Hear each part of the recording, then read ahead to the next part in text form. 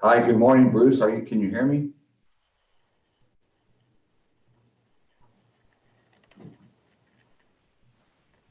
Did they start?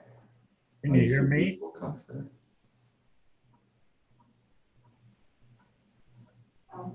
ahead and expand. Hi, Matt. Can you hear me?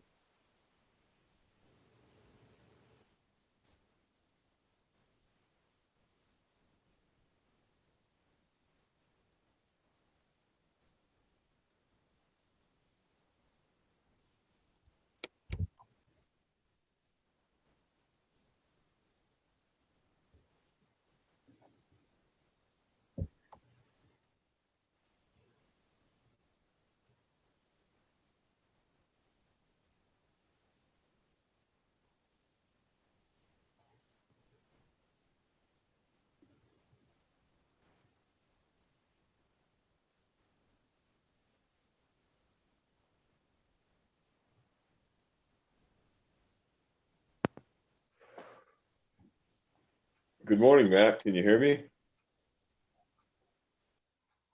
This is Vince. I can hear you. Good morning, Vince. Matt must be muted still. He is. Yep. This is Bruce Wilcox. I can hear you too. Hey, good morning, Bruce. Hey, Vince. All right. I'm excellent. Thank you. All things considered. That's good. How are you? Same thing, I think. Maybe just a shade below excellent. We're pretty close. Well, that's pretty close. I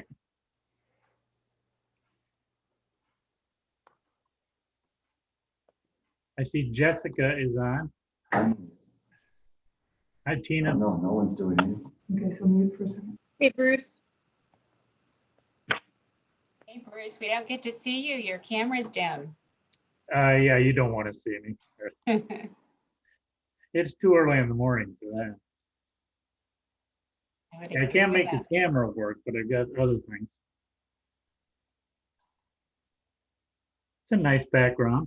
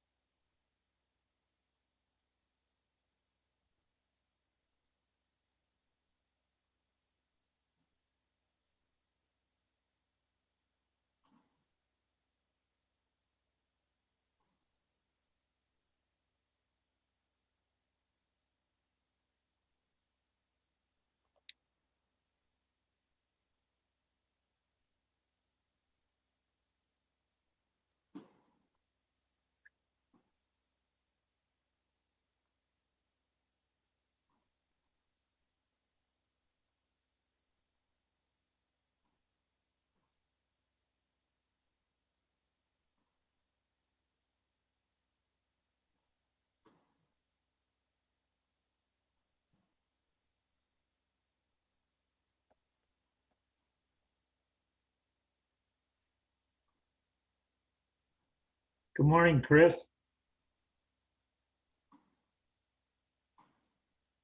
Hello, Bruce. Can you hear me okay? I can. Yeah. Now we can hear you.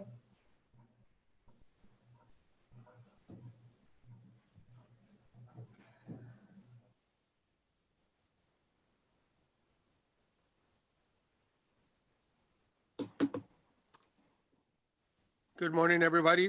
This is the chairman of the Imperial County Air Pollution Control District Hearing Board. My name is Sergio Cabañas. Today is the January 29, and we're starting this meeting at 9:03 a.m. And this is a continuance of the meeting that was scheduled back in December 18 of 2020. I will say, like I said, I'm calling this meeting to order. And first and most important, we'll have a roll call, please. Good morning. Roll call for purposes of determining a quorum. Present, Sergio Cabañas, Chairman. Here. Bob Fisher. Here. Vince Signorati. Here. Dr. Siobhan Borchard.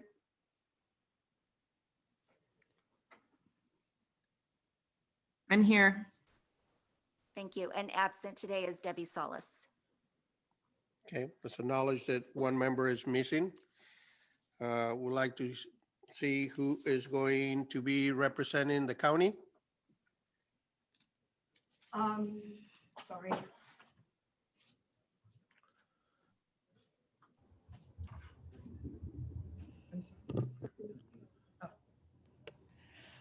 Good morning, Mr. Chairman and hearing board members.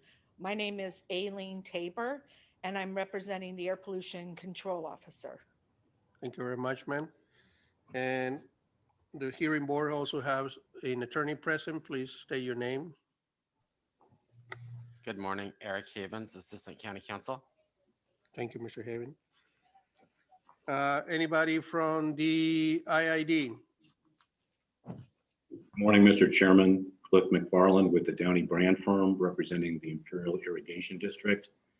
And with me here this morning is Jennifer Williams with the same firm, also representing IID.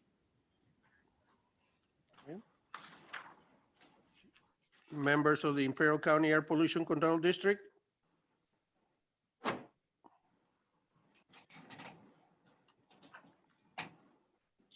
Yeah, good morning, Chairman. Matt Desert, Air Pollution Control Officer here. Also with me today is Emmanuel Sanchez, our Enforcement Division Manager, Katie Burnworth, our Solvency Special Projects Coordinator, and Julia Lester, our Environmental Consultant with the Ramble Company. Thank you very much, Mr. Desser. Anybody else that I'm missing that is going to be giving some type of testimony today in this hearing?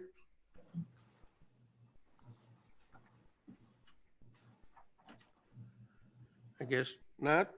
I'll move for the approval of the agenda. I think so everybody has a copy of the agenda for today. Mr. Chairman, Yes, sir. this is Cliff McFarland. I was having difficulty with my mute button. I apologize for that. There are 4 witnesses that we will be calling on behalf of the Imperial Irrigation District today. Would you like me to identify them for you and for the record? Okay, go ahead, sir. First will be Tina Shields. Okay, Second will be Jessica Humes, Humes.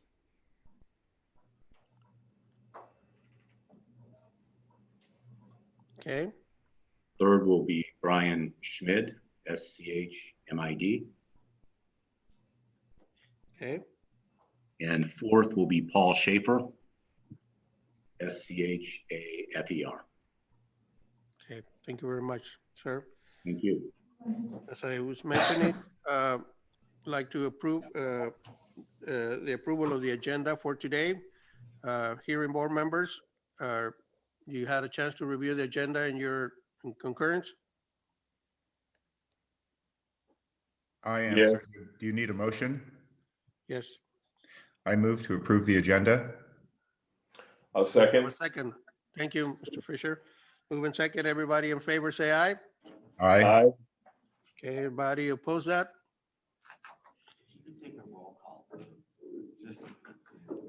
Yeah, I was giving her a chance to take that. Okay, so before we go to the swearing of the people who will give testimony, I would like to have a roll call of the people. Legal counsel present, Eric Havens, Imperial County Counsel for the APCO Hearing Board. Here. Aileen Tabor with Jackson Titus representing the Air Pollution Control Officer. Here. Cliff McFarland with Downey Brand for IID. Here. Jennifer Williams with Downey Brand for IID.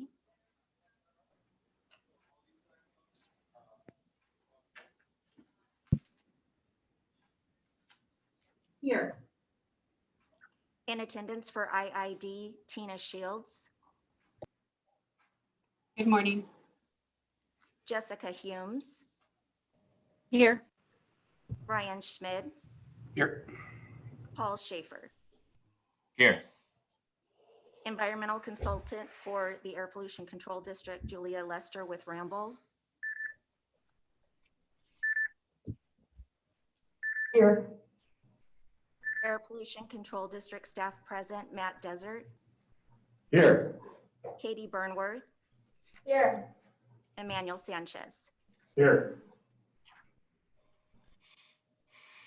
Thank you very much.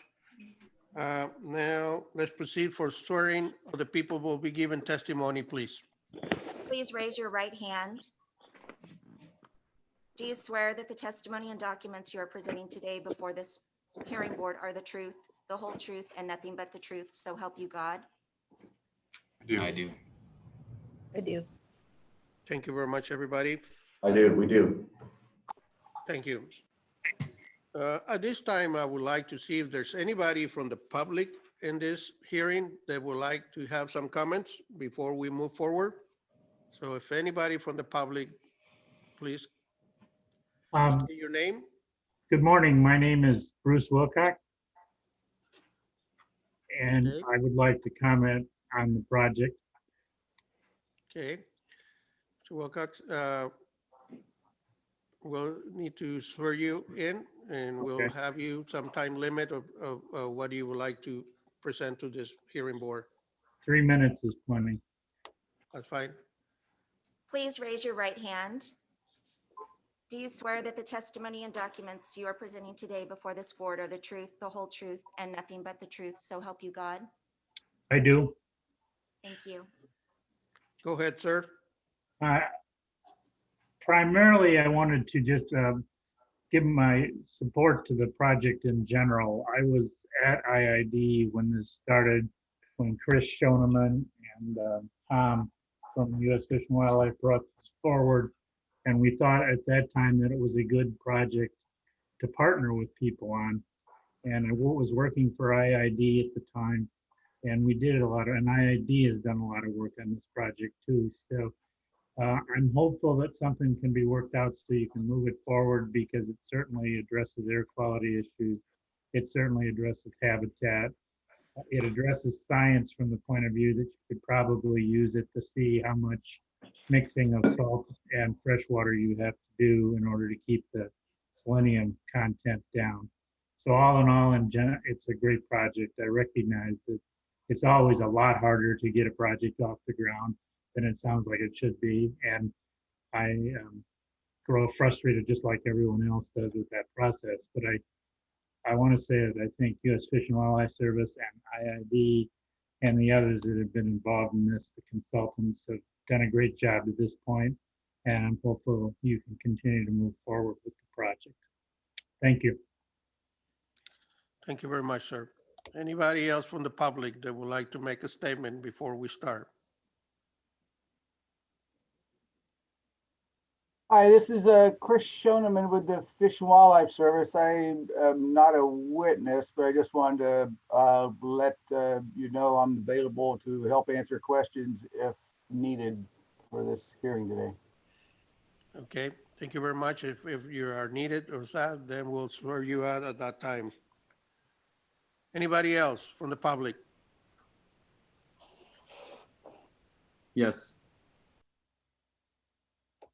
Say your name, please. Hi, thank you. My name is Kerry Morrison. I'm the director of the Eco Media Compass and the former mayor of West Shore Salton Sea. I'm speaking on behalf of public opinion.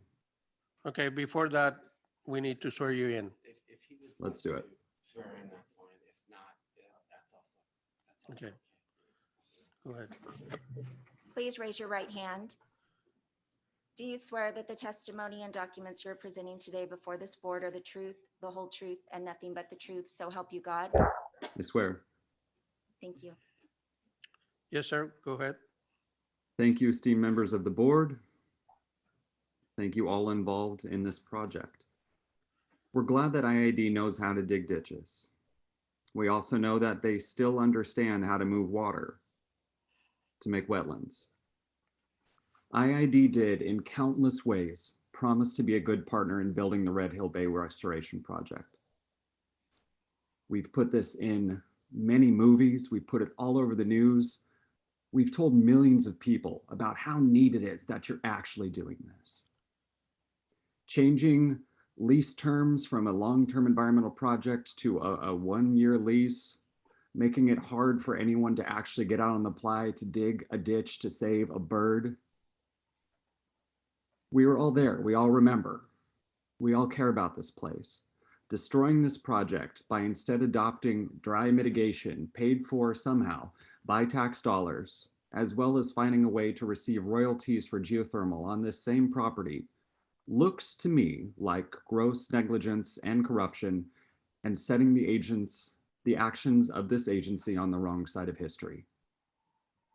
Nothing works better for dust mitigation than to keep it wet. It is not too late to finish the wetland you started. We encourage the good people at IID and everyone involved to just finish what you started and keep something alive. I've seen their leadership do the right thing so many times. Please stay on that path. We still believe in you. Thank you very much, sir. Anybody else from the public? Yes. Tom State your Sefton. name. Tom Sefton. You just have a comment or you're going to make some statement? I have a short comment. Go ahead, sir. I have had personal experience of IID's expertise at delaying and killing projects. And I hope that the Imperial County Air Pollution Control District will be firm in enforcing best available control measures for the protection of the health of the public. And it is very important that, having spent millions of dollars of public funds, state and federal, building the berms that would make this project the wetland that it was intended to be at the groundbreaking back in 2015, that investment of public funds be continued into a functioning project rather than having the project destroyed by creating instead dry dust mitigation. It is a viable project, as Mr. Wilcox stated, and as Chris Schoeneman can attest. It is a project that is a benefit to the public health. It is a project that is a benefit to the wildlife and the general sustenance of an ecosystem at the Salton Sea if the project is carried forward as originally intended. It is unfortunate that IID redesigned the project a few years ago and ran the costs up. It is unfortunate that IID has sought to refuse to continue with installing the water control mechanisms and the power supply mechanisms necessary to create the wetland that was promised to the public. But it is important that the Air Pollution Control District should pressure the IID into meeting at least some of their obligations in the public interest. Thank you. Thank you very much, sir. Anybody else from the public? Some more public comments.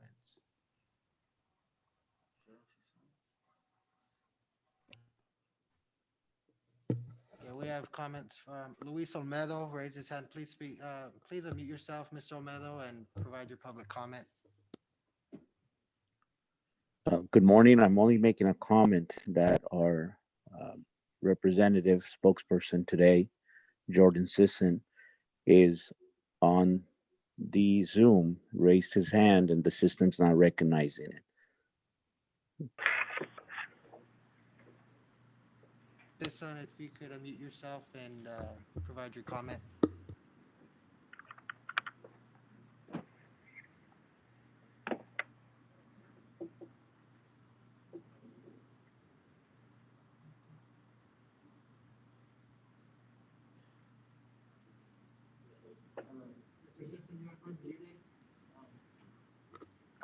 Hello, Jordan Sisson.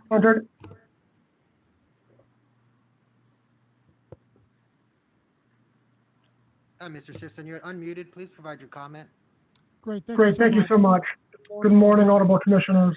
My name is Jordan Sisson. I'm an environmental attorney here speaking on behalf of Comité Civico de Laval. And we submitted 2 comment letters in the last 48 hours, very short, and I'll summarize pretty quickly. First, the issue before you today is pretty narrow. It's quite simple, in fact. Whether surface roughing is considered backup, as required under the applicable rules. The record before you includes substantial evidence from district staff that surface roughing is simply not backup and not compliant with an EPA CARB-approved SIP. This is pretty simple and not only confirmed by your staff, but also our expert letter submitted yesterday, which I believe has been provided to you. Contrary to claims otherwise, IID does not dictate what is and is not backup. That's the job of the district and the EPA, which have not approved surface roughing as backup.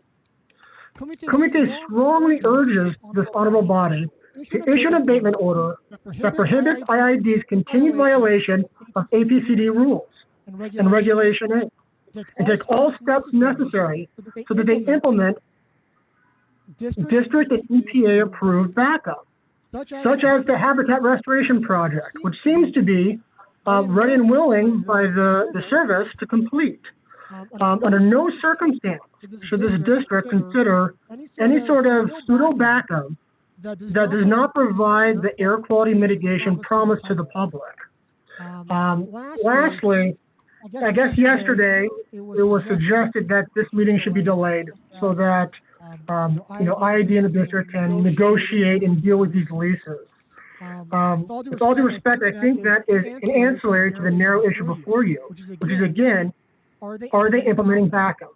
Unequivocally, staff and our expert has shown that it is not backup, and therefore there is really no need to delay finding a violation and ordering an abatement. In closing, I would just like to say that Comite urges this district, this honorable body, to simply follow staff's recommendations. They've been very clear and issue an abatement order that is appropriate that brings IID into compliance with the applicable rules. Thank you so much, and I wish you the very best. Thank you very much, sir. I got the things of their request for the delay of the meeting, and me as the chairman of the board for the Air Pollution Heat Control Board, I denied that delay. I sent to the attorneys my opinion that this meeting should continue as was scheduled today at the time 9 o'clock in the morning. Anybody else from the public?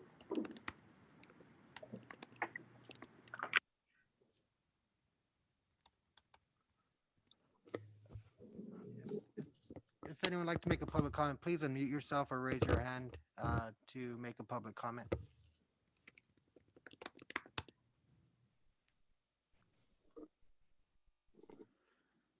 In the meantime, let everybody know that we receive a number of letters. Some were just like 5-10 minutes before this hearing started, which it makes it difficult for the members of the hearing board to read it and take in content what the letter says. So I just want to let you know we have received them, and eventually they will go into the record once we have a chance to review all the information and that was presented to us.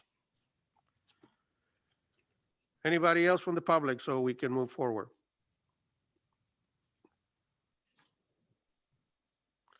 Okay. There's a couple of things that I would like everybody to know. Due to prior commitments, this meeting will run until 1 p.m. today. At that point, we'll have to continue this meeting to a later time and date. So just want everybody to know that we'll run for about 3.5 hours or so. And so at this time, let's resume where we left on December 18, which was the cross-examination of Mr. Matt Desser by IID County Legal Representation.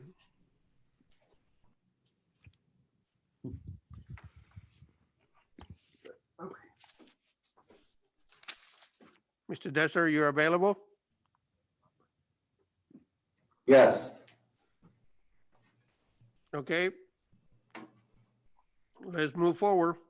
Okay, thank you, Mr. Chairman. IID has no questions on cross-examination. Okay, thank you very much. County Legal Representative APCD, are you done with your witnesses? Yes. Okay, then we can start with the witnesses from the IID, please. Very good, thank you, Mr. Chair. IID would like to call as its first witness, Tina Shields, PE. Welcome, Mr. Shields. Good morning. Ms. Shields, can you state your full name for the record and then spell your last name? Sure. My name is Tina Lynn Anderholt Shields, SHIELDS. Okay, thank you very much. And what is your position with IID? I'm one of two co-managers of the water department, and that position I've held since 2014. Prior to that, I was the Colorado River Resources Manager. And would you be able to inform the board and all the others in attendance today what your duties and responsibilities are in that position for IID?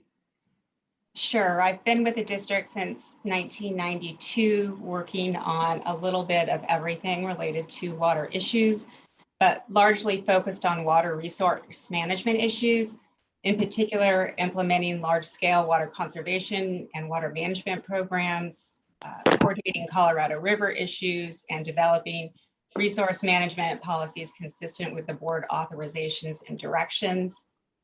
I have a Bachelor of Science degree from California State Polytechnic University, Pomona, and I have been a registered civil engineer in the state of California since 1997. In my capacity as water department manager, we have approximately 450 employees scattered throughout our service area, which is comprised of about 500,000 acres of irrigated agriculture. We also provide water delivery service to all the local cities and municipalities and industries as the sole wholesale water supplier for the area. Very much. Ms. Shields, I'd like to draw your attention to one, which I think for purposes we're calling Exhibit 101 to avoid confusion with petitioner's exhibits. And that exhibit is the Fish and Wildlife Service's final comprehensive plan. Pull up the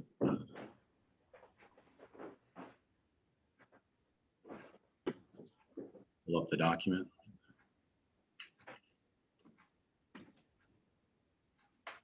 All right. It's a lengthy document. That's the front page. Ms. Shields, are you familiar with, have you seen this document before? Yes, I briefly reviewed this document. And are you familiar with it and its contents?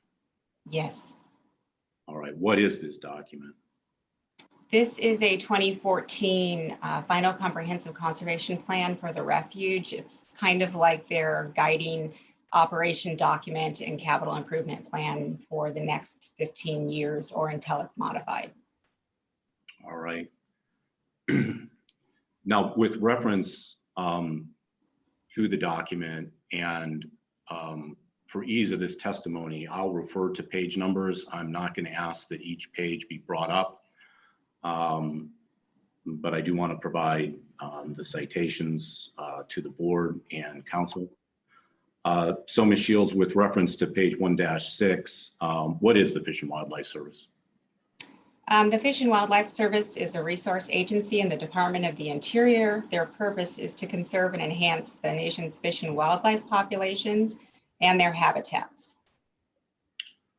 All right, the project or the piece of land that we're talking about sits adjacent to, and the concept was to incorporate it into a wildlife refuge. What is the National Wildlife Refuge System? The National Wildlife Refuge System is a series of smaller units, but in some cases they're quite large. There's over 550, and they provide more than 150 million acres of habitat for native plants, fish, and wildlife.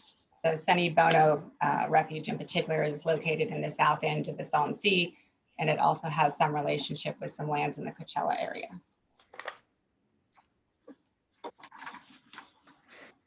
Now, again, with reference to the conservation plan at page 1-1 and 1-15, what is the Sunny Bono Salton Sea National Park?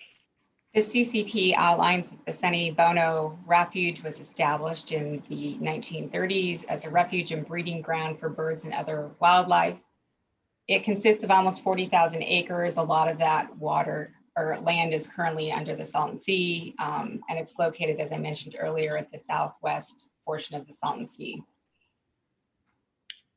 All right, now to shift gears into the Red Hill Bay project, and with reference to page 5-2, the Comprehensive Conservation Plan. Did that planning document outline construction projects to be completed over the following 15 years at the? Yes, table 5-1 of that document outlines essentially the capital improvement project for the refuge, and the Red Hill Bay project is by far the largest proposed project that they endeavor to complete during this 15-year term.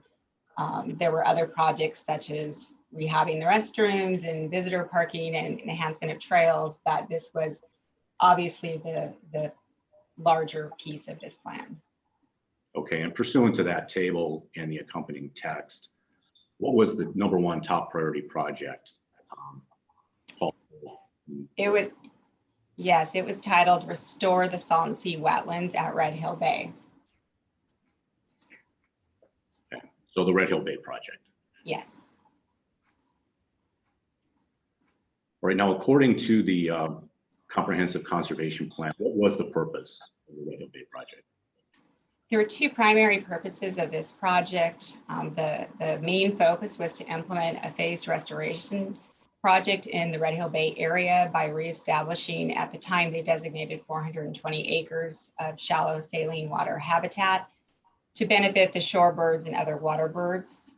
The secondary benefit of this project is that it would cover the area that had previously been covered with water as the shoreline receded, to reduce the potential for dust emissions at that site. Right. What was the need? Why was the project necessary? Well, up until about 2012, this project was included in the body of water referred to as the Salton Sea. It was underwater and supported those migratory birds that were denoted in the goal of this project. But as a result of conservation measures, drought, grower irrigation practices, changing cropping patterns, declining inflows from Mexico, urban conservation, this portion of the Salton Sea had receded more recently, exposing the lake bed underneath, and that by default eliminated the shallow water habitat that had been in that area. All right, and upon completion of the project, who was going to operate it? This project is contained in this conservation plan for the refuge, and the refuge manager would be the operator. When was the project intended to get started? According to the plan, it was supposed to be started by 2015. That is when they intended to actively begin the phased restoration of this area. At the time when this document was drafted, it was a 420-acre project. Right. What is the current status and how much progress is there? There's been very little on the ground project. There's been some earthwork done and some pumps that have been procured and some plans made. But as far as active implementation, there hasn't been a lot of progress. All right. And then referencing again the Comprehensive Conservation Plan in Chapter 3, can you tell us a little bit about the general design of the Red Hill Bay project at the time? So the initial design that's included in the Comprehensive Conservation Plan was a set of low berms across the area that would form two cells that they would pond saline water.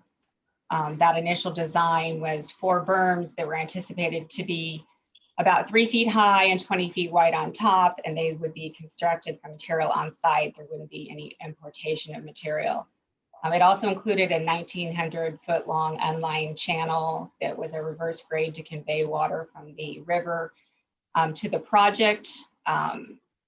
And that Alamo River water would be pumped into a mixing basin and had to be blended from the Salton Sea in order to dilute the potential for selenium bioaccumulation. I think the intent from how it's been explained to a non-biologist like myself, is to get the water sufficient saline that it provides some level of support and comfort for the birds, but more short-term benefits than having them take up permanent residence there and potentially have that risk associated with selenium bioaccumulation. All right. Has the design sort of morphed and changed since the plan was initiated in 2014 and 15? So I'm familiar with subsequent design changes.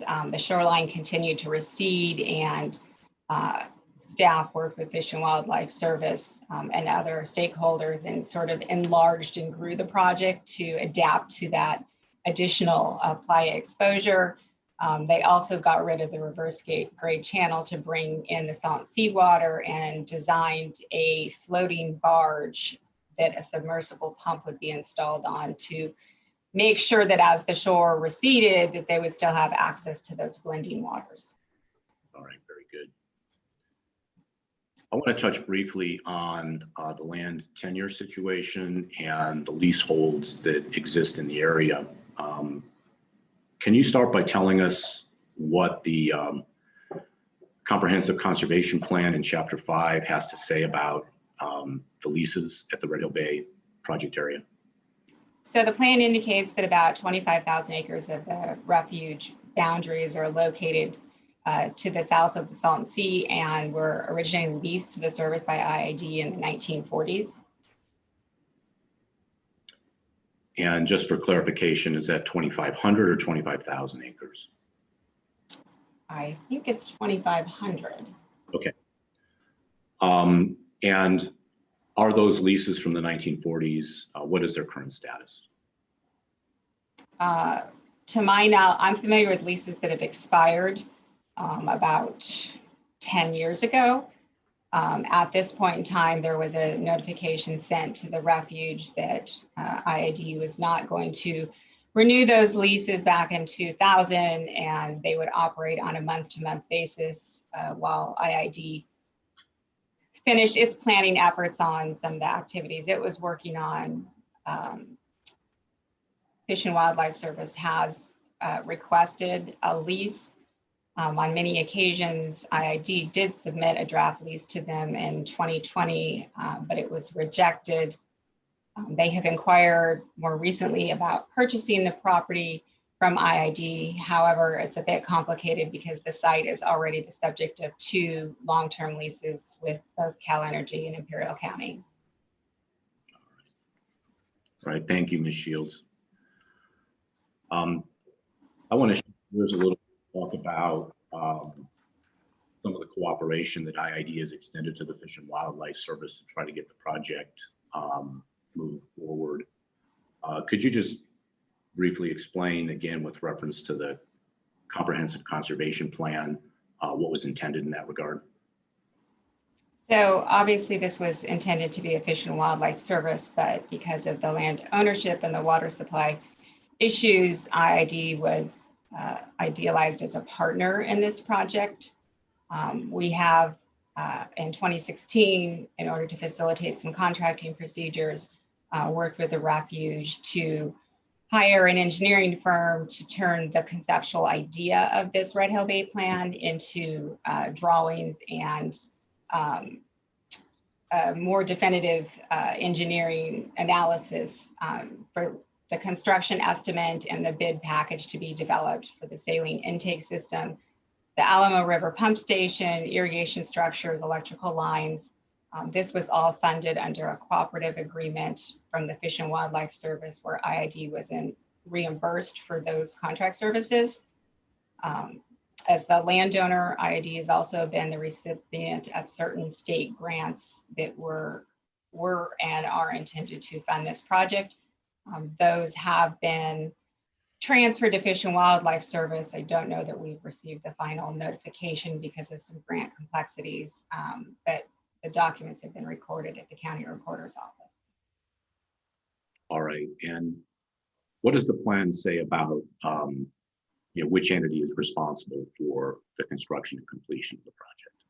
So the plan is very clear that the Red Hill Bay project is a Fish and Wildlife project. It's identified in their database and their 15-year plan as their top priority project. In fact, it is the responsibility of Fish and Wildlife Service to complete that project. IAD has tried to assist in areas where it can be helpful. Sometimes our contracting processes are slightly less cumbersome than federal processes. And then Fish and Wildlife Service did initiate the site grading at the project and other soil movement activities to start that project off. That was started before the engineering was done. And I think it's been complete, but I'm not 100% certain on that. All right. And if the project had been completed, what would the status be currently? If the project had been completed, there would be water on the site and there would not be fugitive dust emission potential. All right, thank you. Let's shift gears a little bit to some of the negotiations between the Air Pollution Control District and IID to try to get this matter resolved and move. Can you give us some tenor of the negotiations that took place after the NOVs were issued? So after the notice of violation was issued, IID met with Air Pollution Control District in late June or early July. We really intended and were hopeful that we could arrive at a stipulated order for abatement. Obviously, our primary goal is to address the public health concerns and prevent the future dust emissions prior to them occurring. That site had been identified as having potential for dust emissions, and we want to efficiently and cost effectively address that in order to prevent that from occurring in conformance with our proactive dust control plan. And what happened next? It became apparent through our ongoing discussions with APCD that they weren't simply wanting a backup project on site, which IID intends to implement, but they wanted to force IID to build the Red Hill Bay project envisioned by Fish and Wildlife Service. So it was beyond simply addressing air quality issues.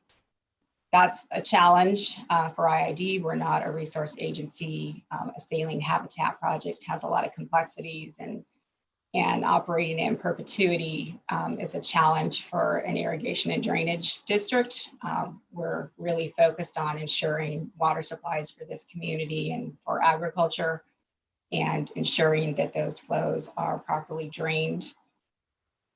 It's a very complicated project. Obviously, the Salton Sea is a very complicated body of water that's constantly changing.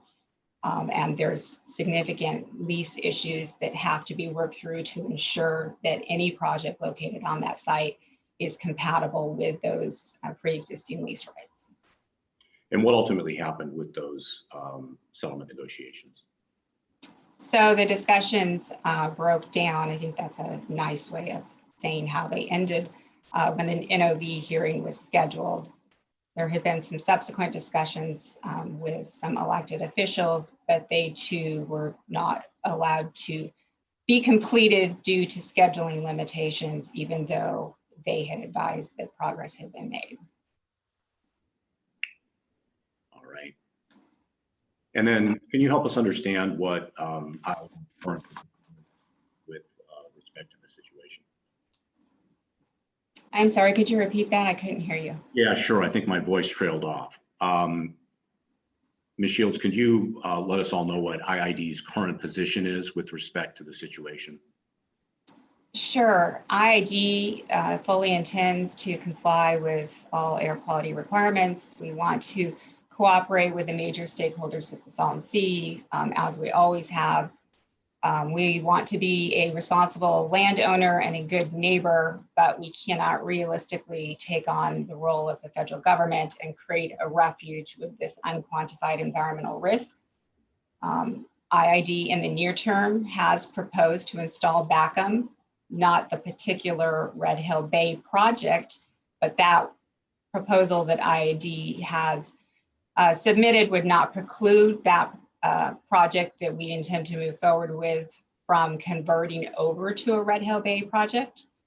We are developing grading plans to implement a furrow irrigation project. I keep hearing comments about surface roughening, and we are not proposing to simply do surface roughening at this site.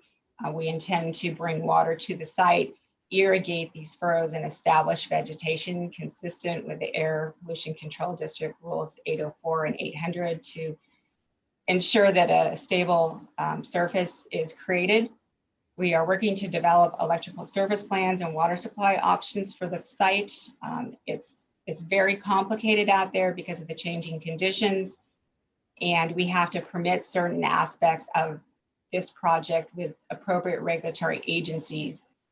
The Red Hill Bay projects have expired, so if that project will convert in the future, those will have to be extended. As the shoreline of the Salton Sea has receded, so too has the elevation in the adjacent rivers declined, and it's going to require some weirs or additional work in that river in order to ascertain the supply from that water supply source. So we're looking at different options to see how much and how quickly we could get water on site to establish vegetation. And we think that this will allow IAD to come into compliance with the air quality rules more quickly and cost effectively than the Red Hill Bay project, in which we'd have to do all of the permitting before we could even begin to address the dust issues. All right, thank you, Ms. Shields. I have no further questions. Thank you. Oh, excuse me. Before concluding, Mr. Chairman, IAD would like to move Exhibit 101 into evidence. Accepted. Thank you. Mr. Chairman, I have a number of documents. Would it be okay if I spoke from this location? I'm not sure if it can be recorded for the record. Let's see over here, our technicians. Yeah, we'll, is it wireless mic? Yeah. Thank you very much. I appreciate it. Thank you. That's pretty small. Yeah.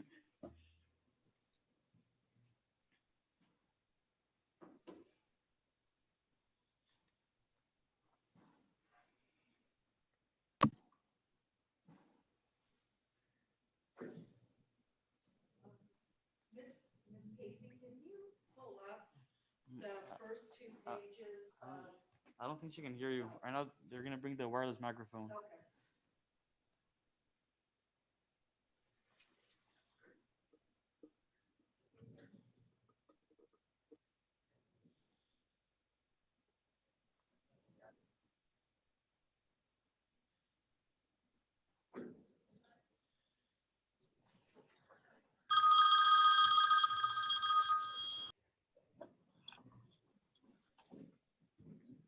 Can you pull up the two-page letter from U.S. Department of Fish and Wildlife dated January 27, 2021? Yes. Thank you. Yes. Yes.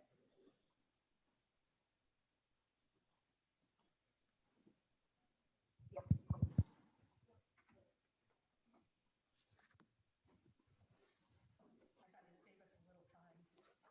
Is this on or? Okay, perfect. Ms. Shields, I'm going to be asking you a number of questions, and we're going to be referring to some documents. The first document that we're going to look at is the letter from U.S. Fish and Wildlife that was submitted yesterday. It's to the clerk of the board, the Imperial County Air Pollution Control District. And the letter is up for your information. So basically, your testimony is that U.S. Fish and Wildlife is responsible, not IID. Is that correct? My testimony is this was a Fish and Wildlife Service project. The Red Hill Bay project. But it is not the gist of your testimony that if US Fish and Wildlife had done the project, then there would be no dust coming off of the Red Hill Bay. Had Fish and Wildlife Service completed this project, it would be covered by water and there would be no dust on that site. Okay, so basically you're saying it's not IID's responsibility. IID believes it's US Fish and Wildlife's responsibility. Isn't that correct? The Red Hill Bay project is a Fish and Wildlife Service project. Okay, but you're not answering my question, which is really a yes or no question. I answered your question. I said the Fish and Wildlife Service's Red Hill Bay project is their project. Okay, so if we look at the letter, I'd like you to read the part that starts with "we categorically." And now this is Fish and Wildlife talking. Could you please read that? So I have not seen this letter before and I don't know what you're referring to. Okay, I'll read it for you. This is from US Fish and Wildlife, and it says, "We categorically disagree with IID's characterization of our role in and efforts towards completion of the Red Hill Bay project. In fact, the service has tried repeatedly since 2010 to work with IID to complete the project, but has been met with resistance." And then summarized below are documents supporting the facts where the interior goes through the evidence that they have. So my question to you is, do you disagree with this characterization? I can't answer that question. I haven't had an opportunity to read this whole letter. I do not see even the part you're reading. It's not highlighted. Well, I think I just read it to you, and I'm asking you, it's a very simple question, yes or no. Do you agree that, do you disagree with Fish and Wildlife statement that the reason basically the project is not built is because of IID? I disagree with that statement.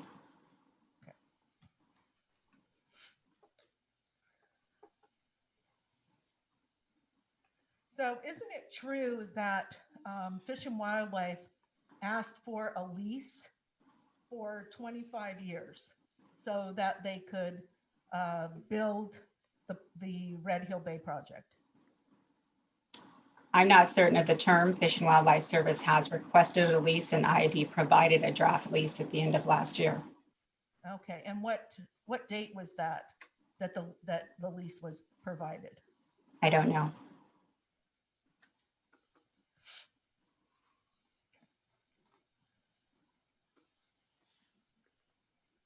So I'd like to go to exhibit number 52. Yes. Oh, I'm sorry. Like this close? Okay.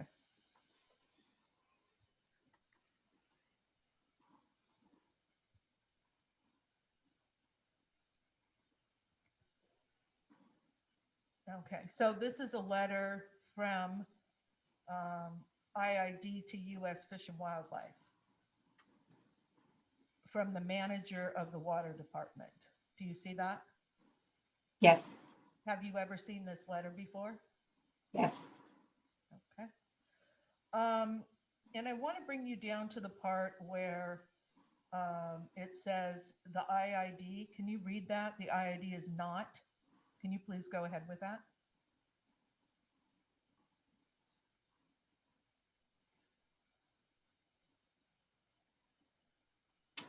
However, because of the IID's involvement in actions that may necessitate the use of these lands for purposes not yet determined, the IID is not interested in renegotiating the leases at this time. And then it goes on to say, can you read the next sentence?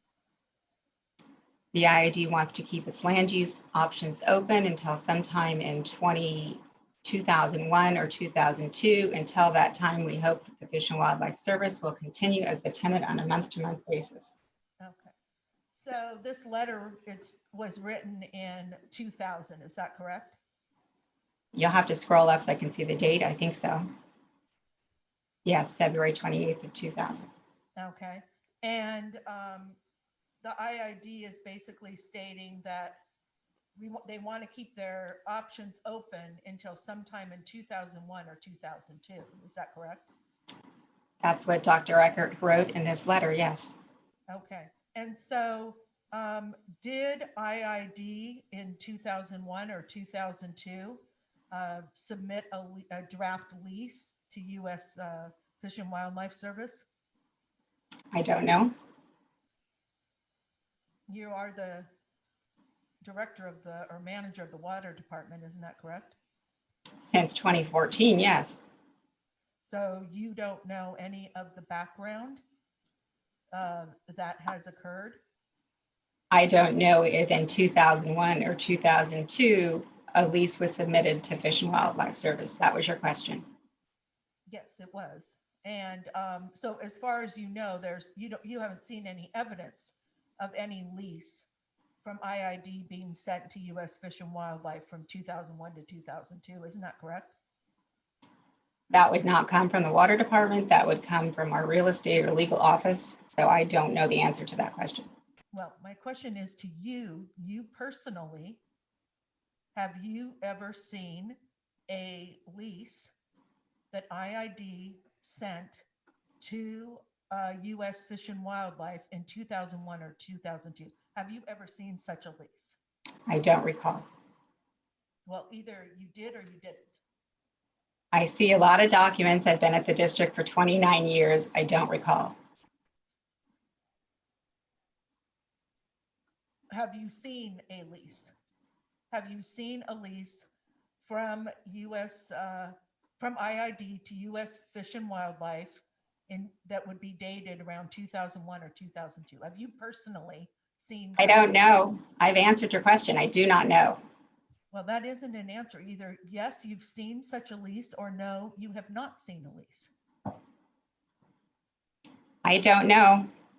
That's all I can answer. I may have seen it. I may not have seen it. I don't know. Well, at this moment, you can't say that you've seen such a lease amendment. Isn't that true? At this moment, I can't say that I have or I have not. I would have to go through my files and I would have to look to see if I had seen something. I don't know. I don't know how I can give you a better answer than I don't know. Yes or no would have been responsive. Chairman of the board, I object that she's now badgering this witness. She's asked and answered this question multiple times, and the witness has said that she's unable to say one way or the other if a lease was provided in that time frame. Chairman, I'm entitled. Oh, I'm sorry. thank you very much for your advice. I will say that if you can rephrase the question, maybe she can give a straight answer. If not, we need to move forward. Yeah, I am going to move on. She has, obviously I asked a yes or no question and she doesn't want to answer yes or no. Okay, let's move forward. So I'm going to move on.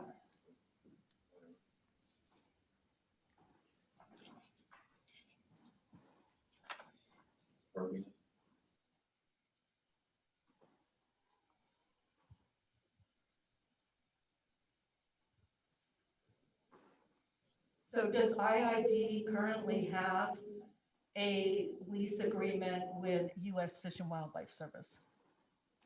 My understanding is they're operating on a month-to-month holdover lease. That's how it's been characterized by our legal department. But there's no actual commitment from IID that the lease for U.S. Fish and Wildlife will continue for 25 years. There's nothing in writing at this point that has a future date up to 25 years, no. Okay, thank you.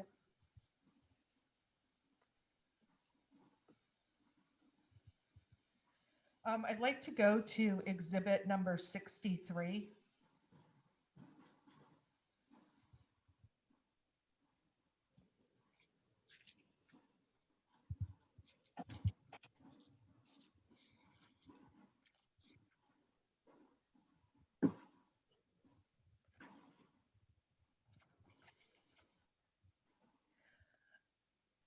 Have you ever seen this email before?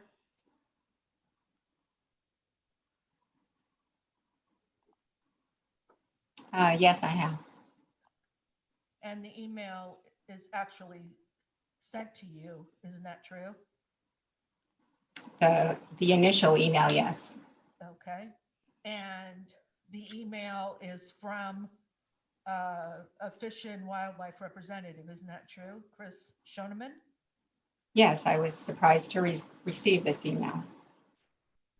And why were you surprised? Mr. Schoeneman had not been a part of any of the NOV discussions with the Air Pollution Control District. I thought he had been advised to not participate.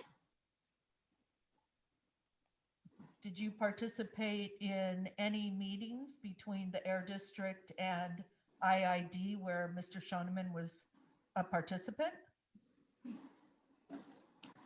In the NOV discussions, I do not think so. He was there.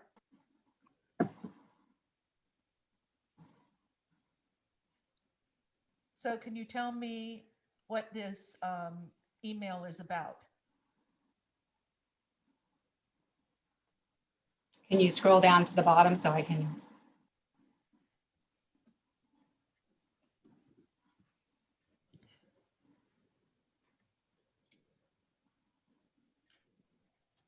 Okay, so this email was actually sent to one of my staff members and then forwarded to myself, indicating they had access to grant funds and wanting to move forward to complete the Red Hill Bay project identified in their CCP. I responded that we were in the midst of a regulatory process and we weren't able to discuss next steps until that issue is resolved. So let me just get this straight, that on January 6th, 2021, so, not too far ago, there was this email from Mr. Schoeneman, and did he not inform you that he got a 1 year, that the U.S. Fish and Wildlife received a 1 year extension to use the $3.3 million grant funds for the Red Hill Bay project? That's the content of the email, yes.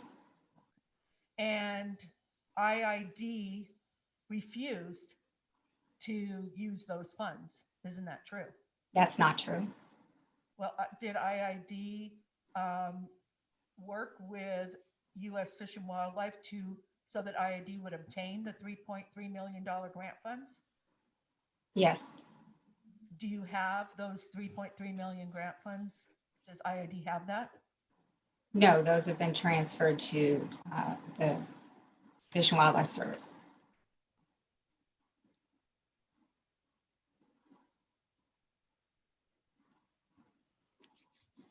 And isn't it true that U.S. Fish and Wildlife is also interested in either purchasing the Red Hill Bay project area, the land, or land swapping so that the Red Hill Bay project can go forward? This email indicates that they had inquired about a purchase, yes. And didn't Fish and Wildlife also ask so that they could do an appraisal of the property, the Red Hill Bay property? Isn't that true? I'm not familiar with that request now. And who would be familiar with that at IID? Whoever the offer was tendered to, either our legal department or real estate office or general manager. And I think you were brought here because of your knowledge of the Red Hill Bay project. Isn't that true? You'll have to ask our attorneys why it was brought here. I have familiarity with the issue and the background, yes. Well, you That testified. doesn't mean that I know every document that comes to the district. Well, who's responsible at IID for the Red Hill Bay project? The Fish and Wildlife Service is responsible for their project, not IID. Well, who at IID is the entity, or is the person who is the primary lead person working with U.S. Fish and Wildlife on the Red Hill Bay project? It depends on what the ask is of IID. If it's energy related, there may be staff from the energy department. If it's a real estate issue, it may go through our real estate department. It depends. We do not have a staff member assigned as a project manager for this project. So no you don't know everything about the Red Hill Bay project, isn't that correct? I do not know everything about the Red Hill Bay project. And no one at IID, there's no one person at IID who knows everything about the Red Hill Bay project, isn't that correct? I think there's no one person at any agency that knows everything. So yes, that's correct.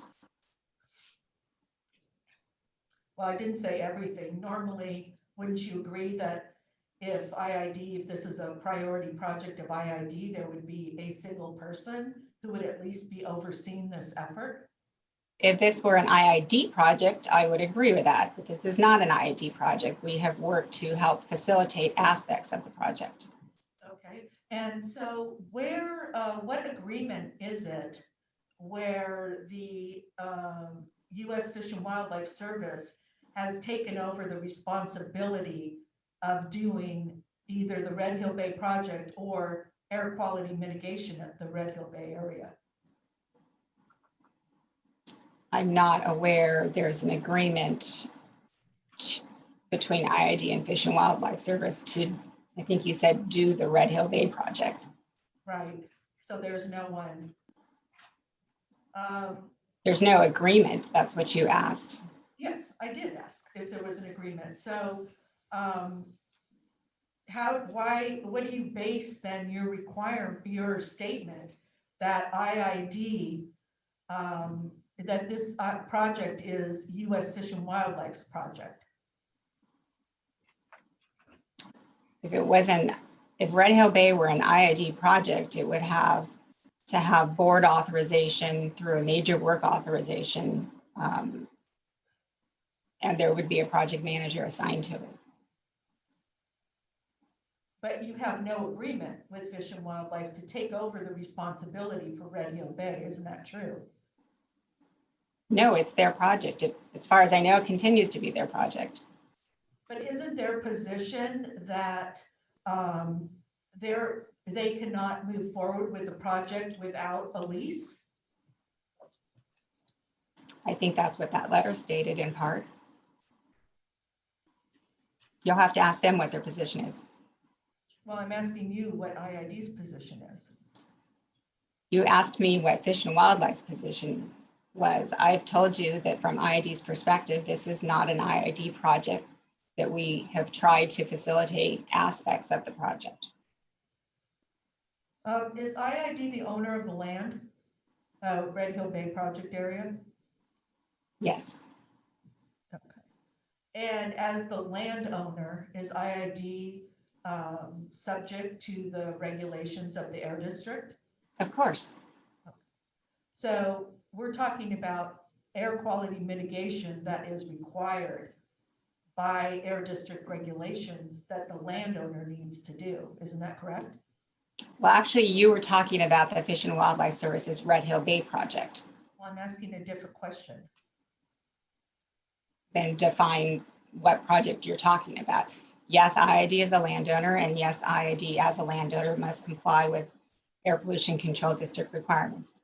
There's no argument from IID on that side. Okay, and weren't you just in your testimony stating that IID had a proposed project that would involve, I think it was furrows, sprinklers, and vegetation. Isn't that correct?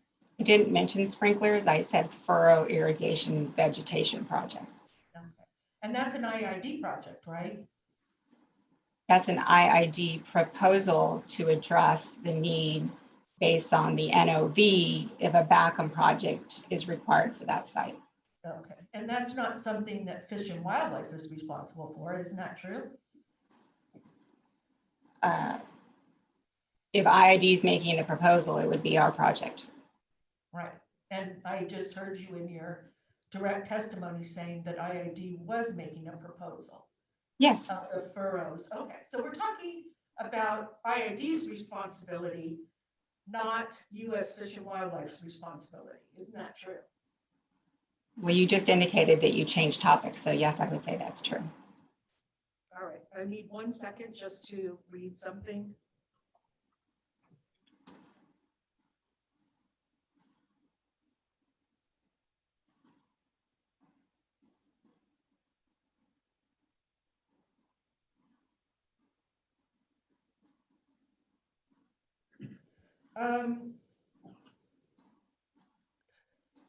So I'm going to go back to the lease with U.S. Fish and Wildlife.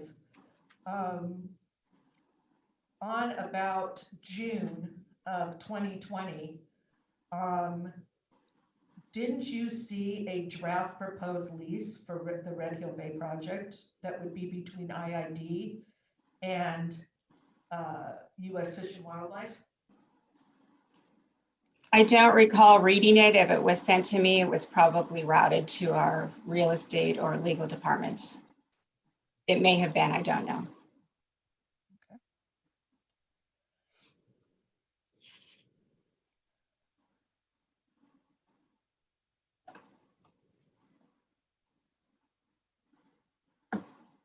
Okay, I'd like to go, do we have 63 up?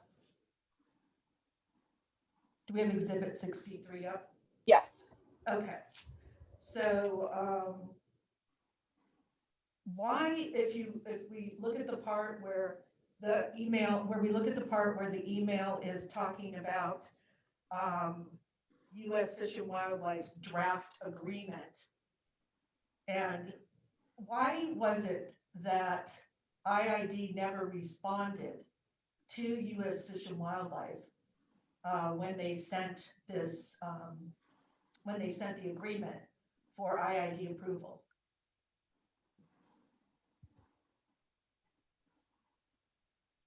I don't understand. Which agreement are you referring to? Well, I'm referring to the agreement that's referred to in this email.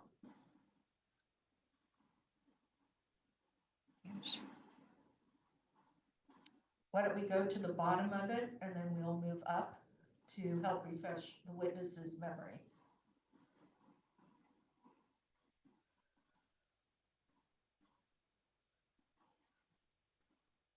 So in this email that you received the whole chain of emails, isn't that correct?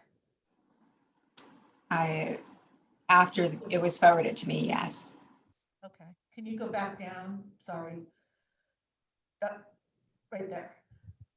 So you saw this whole email chain, isn't that correct? Yes. Okay, and the U.S. Fish and Wildlife Service is saying to IID, we have access to grant funds and they want to move forward to complete the Red Hill Bay project. Is IID moving forward with electricity Alamo River pump as a part of the APCD resolution? Do you have a schedule? Let's go up a little bit. And that was sent on January 5th, 2021. And you responded, if you could tell us what you responded to Chris. Yeah, I responded to Chris that we're in the midst of this NOV regulatory process. So we can't discuss next steps until we resolve this issue. I thanked him for his inquiry and told him we would get back to him once we figured out what the status of this hearing is and what will be moved forward. And so basically IID is not moving forward to get the grant money that U.S. Fish and Wildlife has to do the project. Isn't that correct? IID notified Chris that it intended to resolve these NOV issues and it would get back to him. But in doing so, you were not helping U.S. Fish and Wildlife get the grant money. Isn't that correct? No, that's not correct. He has access to the grant monies. He's indicated on January 6th the desire to re-engage, and we told him that as soon as we completed this process, we would get back with him and we would have a better idea of the direction we were headed. But the essence of that is that the $3.3 million that's out there for the project isn't going to get used because you want to go through a long order for abatement hearing process. Isn't that correct? Objection, that's argumentative. This is Jennifer Williams on behalf of the Imperial Irrigation District. She's being argumentative with this witness. I understand we are in a confrontational setting, but there's no reason to get aggressive with a witness. Could the witness please answer the question? Can you repeat the question? The question was, in essence, what IID is doing is saying, we're not going to engage U.S. Fish and Wildlife on the $3.3 million until after we participate in an order for abatement process. Isn't that correct? ID saying that it needs to complete the process initiated by the Air Pollution Control District. And once we know where that direction is going, then we will get back to him. This grant's been in effect for multiple years, if I recall. So I think there was a 1-year extension received. So it's not timing out next week. But you're risking IID's risking $3.3 million in grant money by not responding to Mr. Shoneman. Isn't that correct? No, that's not correct. IID is responding to the Air Pollution Control District's NOV. Okay, but you're not doing anything to get that $3.3 million. Isn't that correct? Chris or Mr. Shoneman and the refuge already have the money. I don't understand what you're saying. They need a project to spend it on. Isn't that correct? And they need a lease from IID. Isn't that correct? That's what Mr. Shoneman's indicated, yes. And they don't have those things. Isn't that correct? At this time, there's not an active lease on this site. Actually, correction, there's not an active lease with Fish and Wildlife Service. There are 2 other leases on this site. So how is this order for abatement proceeding preventing IID from negotiating a lease with Fish and Wildlife Service? We need to make sure whatever project moves forward is consistent with existing leases and complies with Air Pollution Control District rules.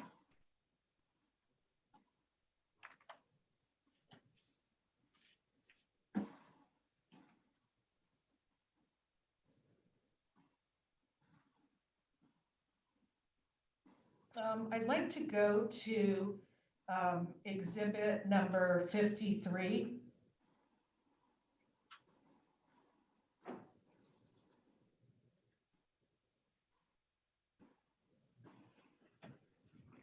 Thank you.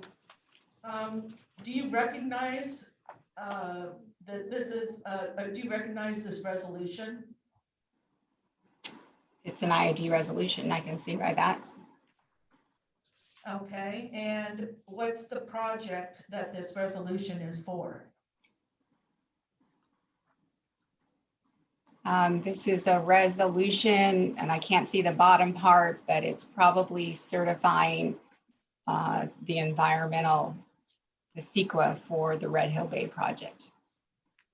And who is certifying the CEQA document for the Red Hill Bay project? IID was asked to be the state lead agency on that document.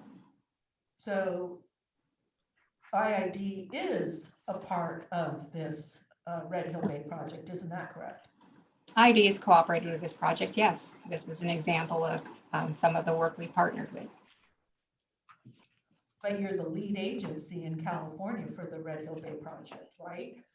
In order for the refuge to access the state funds, they needed a public agency with state standing, yes.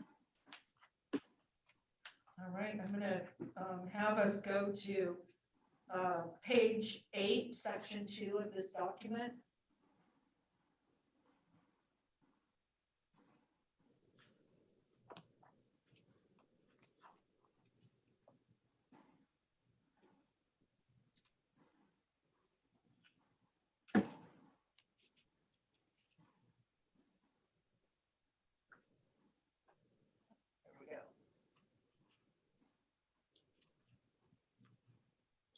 Aileen, Yeah. sorry, this is the 2018 document. Are you asking about the 20? Okay, I apologize. This is the 2018 resolution. Okay. Let me get to the other one. Okay. I apologize for that. I think the two labels got mixed up. It's okay. So you said page 8? Yes, of the 2015 document.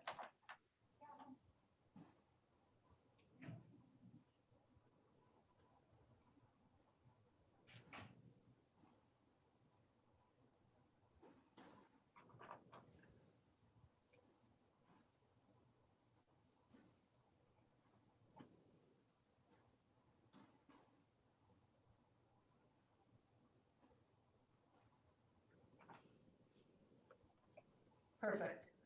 So this is an IID resolution, isn't that correct? This is not an IID resolution. I'm not sure what this is. It looks like a CEQA document, but I can't tell just based on this page. I hate to do this to you, Catherine, but can you go up to the top of this page? Yes, let me go to the top of the resolution. So this is an IID resolution, isn't that correct? Yes, this is an IID resolution. Okay. And what is it for? It states it's for the Red Hill Bay Westlands Restoration Project. And IID is stating that it's the lead agency, isn't that correct, for this project? I'm assuming that's correct. I have not had an opportunity to see this document recently. The state CEQA requirements require a lead agency. So IID is the lead agency, isn't that correct? I'm assuming this is, but again, I have not seen this document, just what you're flashing before me. You haven't seen this IID resolution? This is from 2015. I'm sure I've seen it, but my memory's not as good as it used to be. So I would have to scroll through and look and refamiliarize myself with it. Well, the board of directors of IID wouldn't be certifying a CEQA document if they were not the lead agency, isn't that correct? Right, but you are flashing pieces of this document on the screen and I can't see it in its totality. Well, it says right here, pursuant to CEQA and CEQA guidelines, the board of directors hereby adopts the final negative declaration. That's what it says. And just for the record, we did provide yesterday at a little after 5 o'clock, a copy of all of our exhibits for today. So now if we can scroll down to page 8.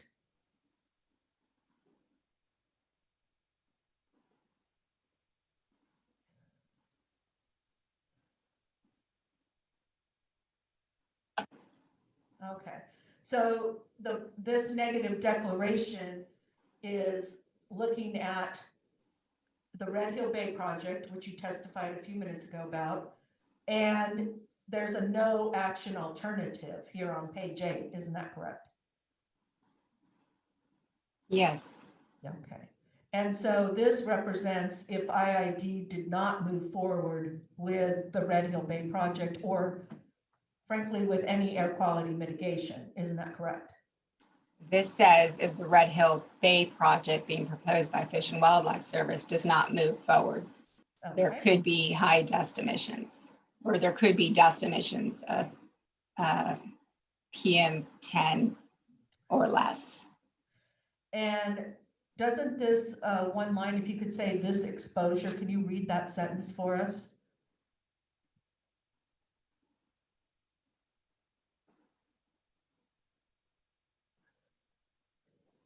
This exposure would result in the emission of fugitive dust from the playa, including particulate matter of 10 micrometers, parentheses 10 millionths of a meter or less, PM10, causing significant adverse environmental impacts on air quality and health. Shallow water habitat would continue to decline. I don't know how much you want me to read. That's fine, and it's human health. So IID is well aware of the fact that if it didn't move forward with the Red Hill Bay project, that the result would be a significant adverse impact to air quality and to human health. Isn't that correct? That's what this document says, yes. And this document, as we looked at it, is dated January 27th, 2015. I will take your word for it. I can't see that on my screen. Okay, well, we can, Catherine, can you go up so she can see that?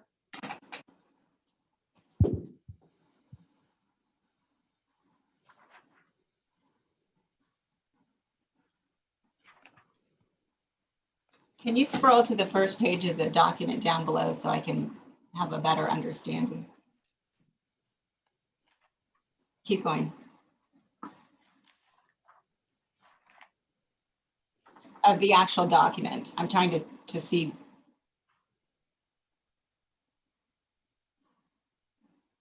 Can you keep scrolling? I'm trying to see. Okay, yeah, there was a consultant hired to create this document. So yes. Thank you. And if we can turn to, oh, sorry. And if we can turn to page 14.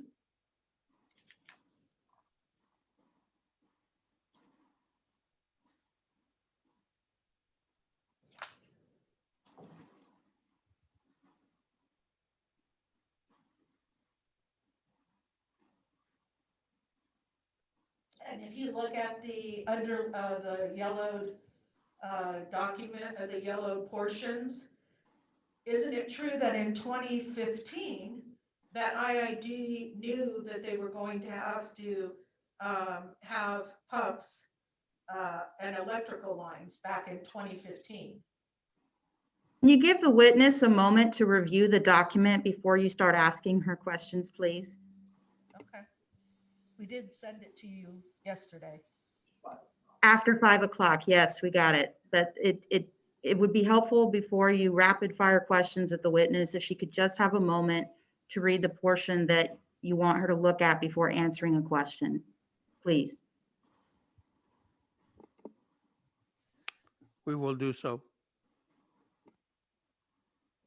So this document or the highlighted section indicates that power will be needed at this site. Yes. Okay, back in 2015, isn't that correct? Yes. Okay. And did IID construct the electrical lines to supply power? I don't know. I don't think so, but I don't know. There was some electrical work out there, but I don't know if it was for this project or another project. Okay. And did IID purchase the pumps for the electrical line? No, IID did not purchase pumps because we were concerned about ordering the pumps before having the electrical line, and they might not be in new condition. Okay. And this was 7 years ago, isn't that correct? If it's 2015, it's 6 years ago. Okay. And then I want to go to page 17.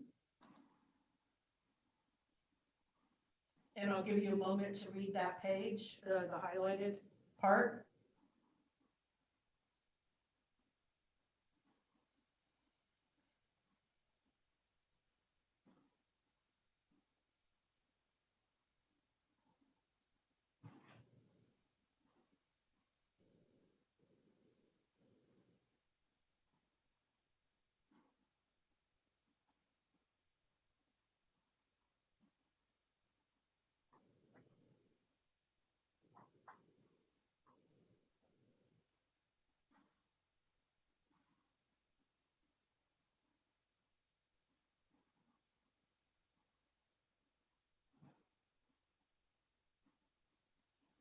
Okay. All right, if you could go down, please, to the second paragraph and the line that starts furthermore if no action. And can you read that, please?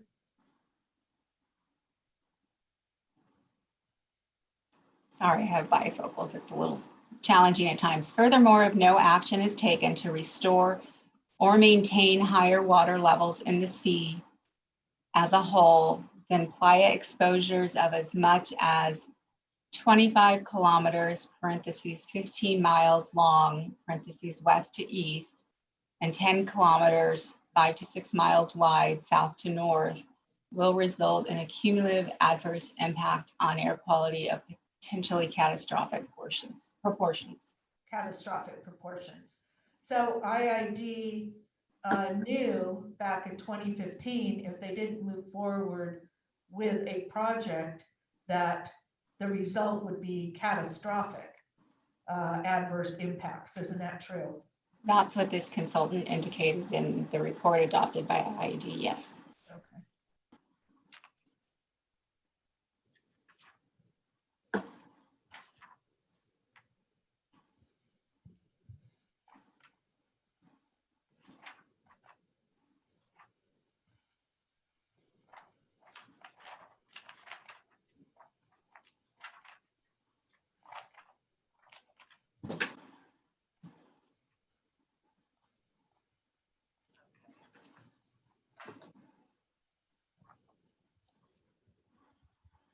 Then I'd also like to go, Catherine, to the 2018 resolution.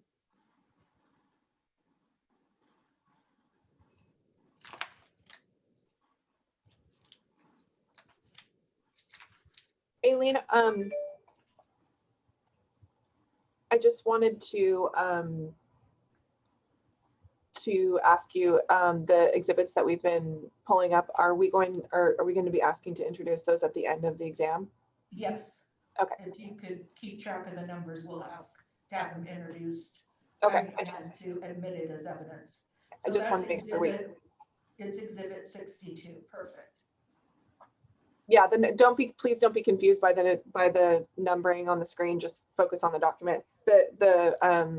The link is correct, and also the exhibit list is correct in terms of the numbering. Ms. Shields, is this an IID resolution? Yes. Okay. Can you tell me if it's signed, because I can't see the bottom part? Okay, we'll pull that down for you. Okay, thank you. Okay. And if we could go back up, if you look at the yellowed area, this is stating that U.S. Fish and Wildlife proposes to construct, operate, and manage this acreage area of 621 acres for the Sunny Bono Salton Sea Wildlife Habitat to restore the Red Hill Bay area of Salton Sea in partnership with IID. Is that correct? That's what it says, yes. And that part of the project that U.S. Fish and Wildlife and IID would do would also reduce dust emissions from the exposed area. Isn't that correct? That's what it says, yes. Okay. And again, if you go to the next page, IID is the lead agency for this project. Is that not correct? Yes, Fish and Wildlife Service cannot serve as the lead because they're a federal agency. Okay. Similar how the county is lead agency on many projects. Just a second.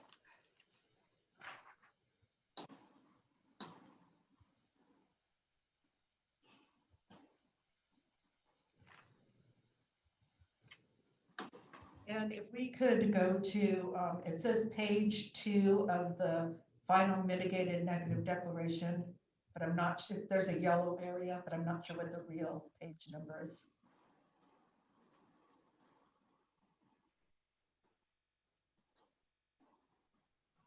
Okay, right there, water delivery. I'll give you a moment to look at this.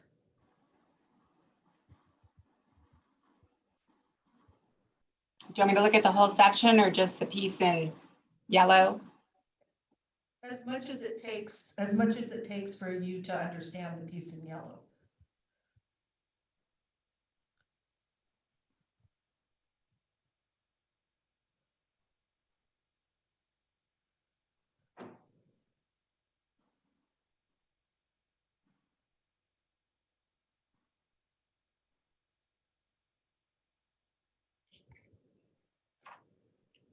Can you scroll down to the figure and attachment C? I'm an engineer, I like to see things.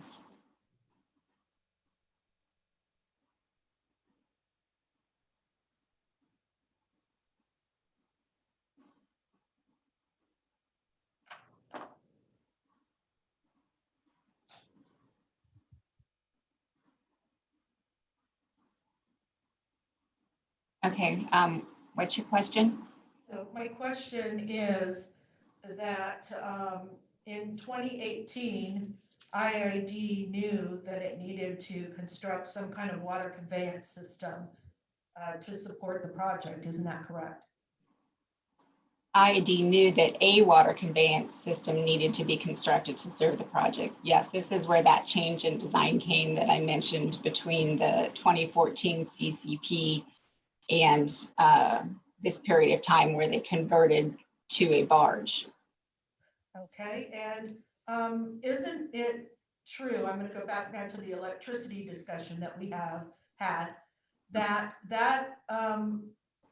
electricity line and pumps are still needed today to comply with the Air District rules to install backup?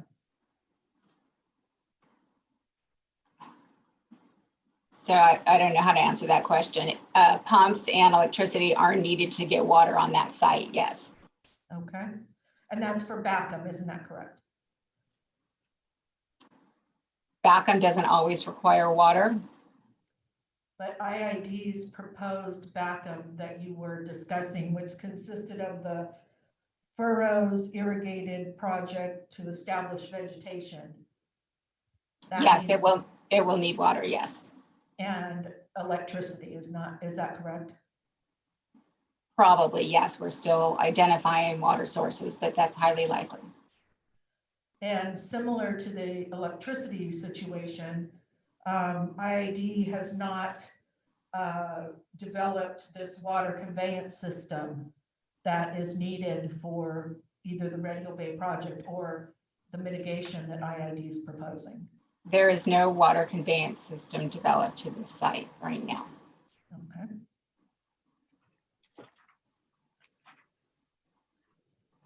And I'd like to go to page 5 at the bottom, but I don't know what the real page number is.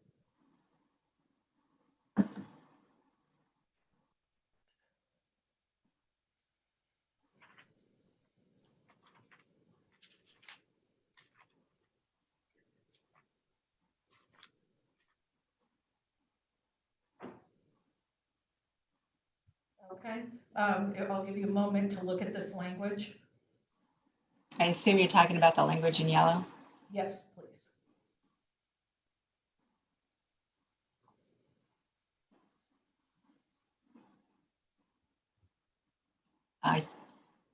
Yeah, okay, go ahead. Okay, and so this document is evaluating what would happen if IID did nothing. Is that correct? This document is analyzing what would happen if the Red Hill Bay project proposed by Fish and Wildlife Service were not constructed.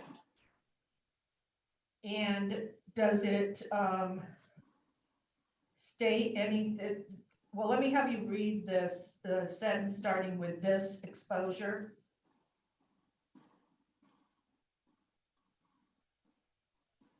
This exposure would result in the emission of fugitive dust, including particulates of 10 micrometers or less, causing significant adverse effects on air quality and human health. That's fine. So IID, again, this is similar, isn't it true, to what the findings were in the 2015 environmental document? Isn't that correct? Yes.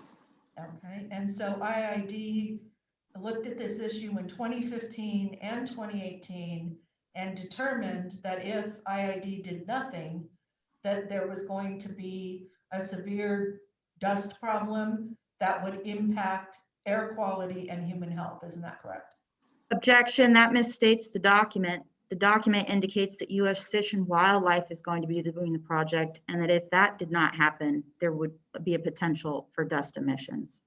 Well, that's a speaking objection, which are not permitted, but I'll go back and ask her another question.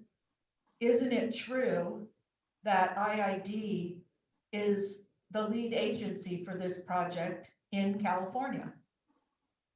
IIG is the lead agency for the CEQA process. Okay, but in order to be a lead agency under CEQA, isn't it true that it's a project proponent and approving entity that is the lead agency? Is that not true? I actually don't think that's true. We're the lead agency for purposes of doing the environmental analysis. Oftentimes, agencies assume that role for other projects to facilitate them. So, but this document does say that IID is the lead agency. Isn't that correct? For purposes of this CEQA analysis, yes.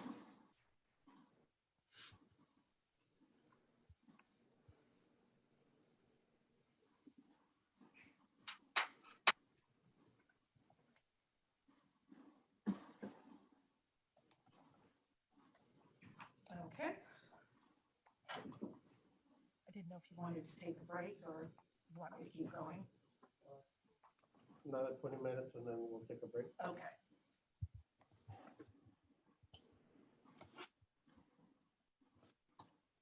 Okay, I'd like to go to exhibit number 55, please.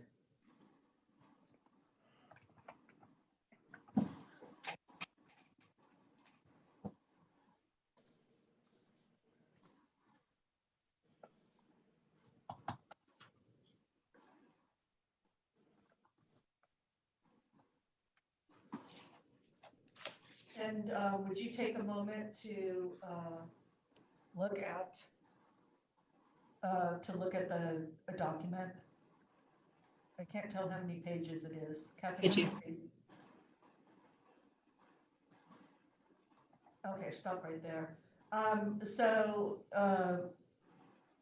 This document says that it's the California Wildlife Conservation Board grant agreement between the state of California and Imperial Irrigation District. Have you ever seen this document before? I've seen it. I have not read it in depth, no. Okay.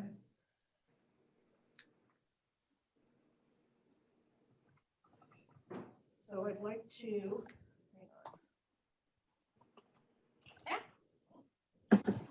trying to do too many things.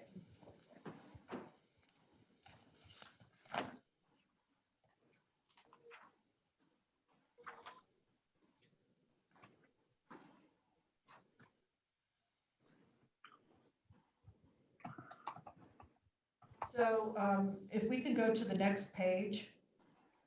Is there a way to get all the red scratchy lines off the screen? Yeah, I was going to ask that also. I'm not doing that. And so I don't know if someone else has control or is co-screen sharing, but if whoever is doing that could please clear the screen and refrain from doing that, that would be appreciated. Thank you. I don't, Gil, maybe you can let me know how I can get rid of this, or is it possible for you to do that? Yeah, we'll work on it right now. You can Thank continue. you. We'll work on it. Okay, Thank so you. if we can go to the next page.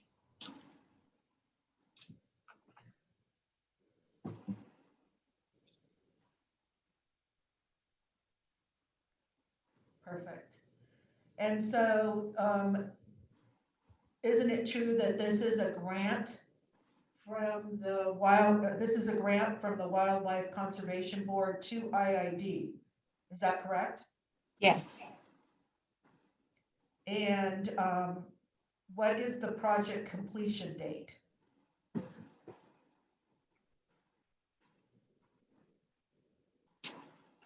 It says the projected completion date is December 15th, 2017. Okay. And what was the grant for? What was the grant for? You'll have to scroll.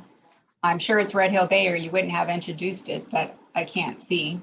We can go up to the first page. I think it's right there in this.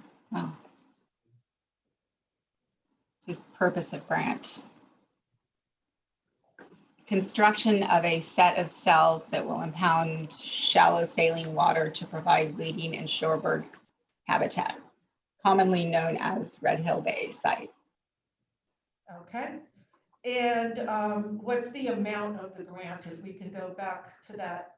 $1.85 million. Okay. And did IID receive that grant money? So the way grants work, they don't send you a check. You generally perform work and submit receipts and they reimburse you. So I don't know if any of this money has been utilized or not. And who would know the answer to that? The Water Conservation Board, I can query our finance department. The staff involved with this particular grant based on this date are no longer with IID. But the bottom line is that IID had a grant that would pay for some part of the mitigation at the Red Hill Bay in the amount of $1.85 million. You would have to scroll down to let me see what particular items this covered. And it wasn't mitigation, it was a restoration project proposed by Fish and Wildlife Service. We can go to the purposes of the grant. Right, but grants have restricted uses and you have to comply with the budget in most cases. And I can't see based on what you're showing on the screen what this grant was intended to cover. Okay, can you, Catherine, can you go back up to the top that says page 1? Right there where it says purpose, there's a section there that says purposes of grant. Grantor, can you read that to yourself? That number 2? I read this earlier when I was describing to you what the project was. Okay. It's related to the Red Hill Bay, but as far as what activities are covered, I cannot tell by this part of the grant. You'd have to scroll down to the budget.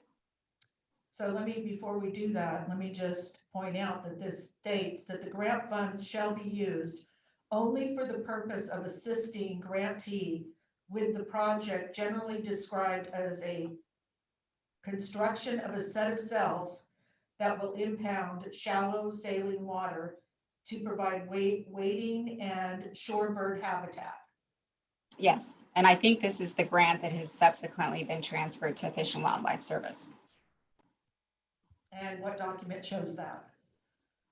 Not this one, it occurred last year. No, I'm asking you what document shows that this is the grant that was transferred? It would be a transfer document and a recordation document.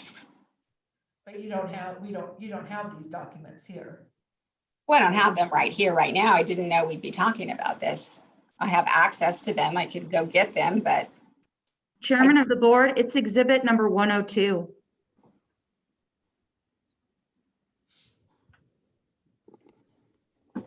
Do we have exhibit 102? It's their document, so I don't know what 102 is. If you give me 1 second, I will pull it up. Let's actually finish with this and then we'll look at 102. Okay. All right. So let's go down to the part in this agreement. I'm looking right now where it says what the grant can be used on. But at least in the section that we're currently looking on, it says it can be used for the construction for the purposes of assisting with the project, and it says construction of a set of cells. Has there been any construction of a set of cells out there? The refuse staff has moved dirt and I think created some berms and some grading. Does that qualify as a construction of a set of cells that will impound shallow saline water? I would assume so. I do not know if they sought reimbursement under this grant or not. I would have to go through the files to determine that. So the cells that you have out there, since they're since you built them and they're there to impound shallow flooding, why is it that IID is disagreeing with shallow flooding backup? Objection, that misstates her testimony. You can answer the question. Can you repeat the question?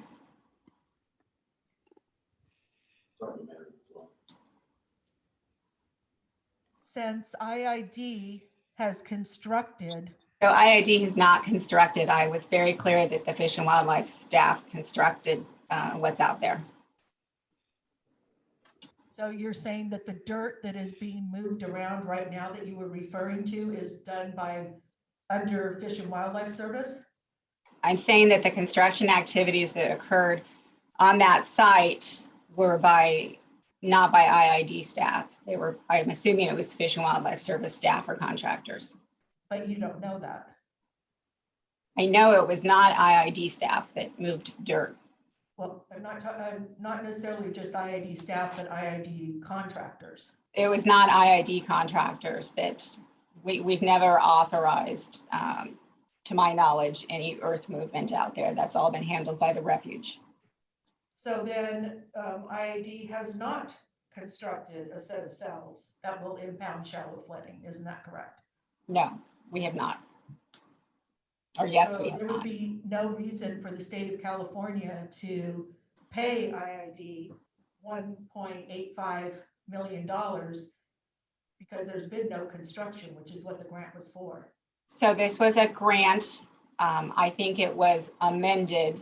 I think there were possibly some monies utilized for design services, and the grant has since been transferred to Fish and Wildlife Authority to facilitate the project. And you're saying that is in exhibit number 102? I don't know what exhibit it's in. Okay. But this grant doesn't say it's for design, it says it's for construction. So oftentimes when you write grants, you do a very short summary and the purposes. I have no doubt if you scroll down to the details of this document or the supplemental materials that were submitted, that there is probably a task list with a more detailed budget estimate. And then subsequently, as things change, you can revise those categories. I'm sure it was for multiple things. That's how these grants work. But you're supposing that that's how this grant had worked based on your experience from other grants, is that correct? That's how all grants work. Well, you don't have any direct knowledge that there was for sure some kind of amendment that allowed for the state to pay IID money for something less than construction. No, I do have knowledge of that because Chris's email indicated there was $3.3 million and this grant is for 1.85 and it's from early years. But I don't have all of the documents in front of me laying that out. So I would have to review those in order to answer your question more specifically. You can scroll down and we can see where if there's a budget and task list associated with that, but that's how grants work. So in essence, IID has had access to over $5 million to build the Red Hill Bay project, isn't that correct? Objection, that misstates her testimony. It's accepted, the objection.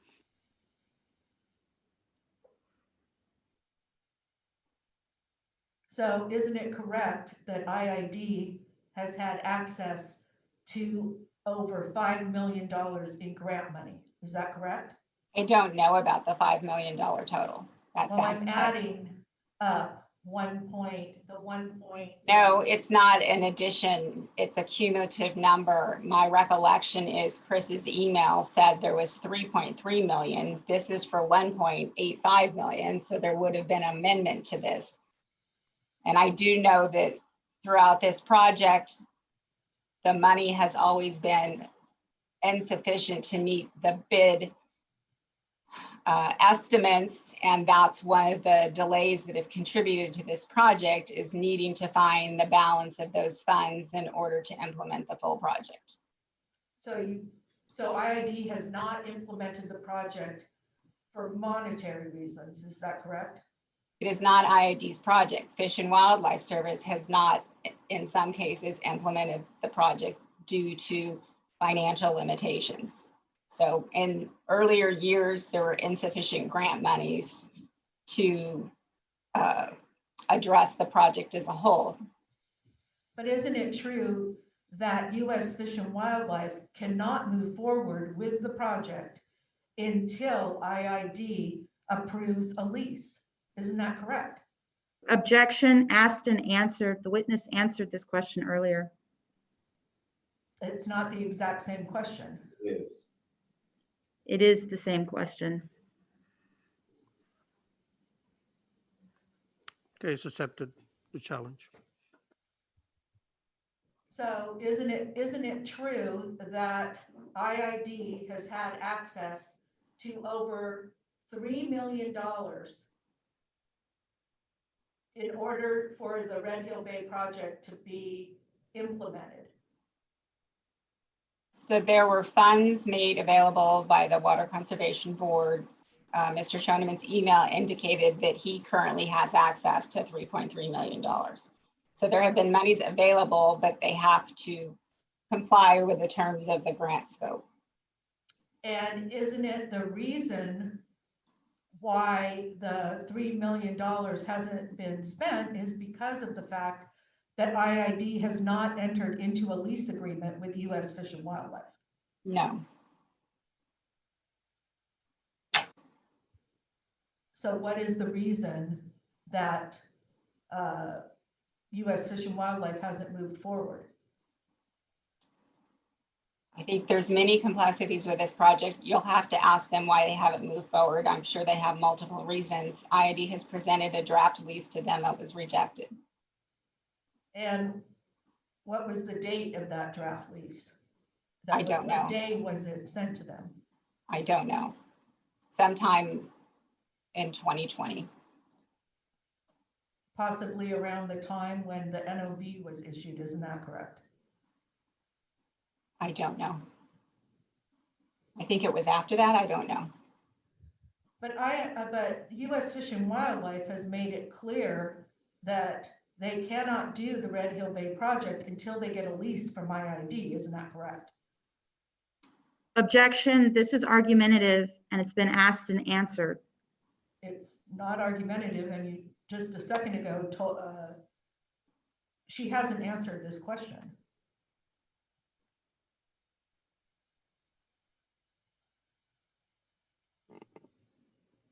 You can answer the question. Can you restate the question?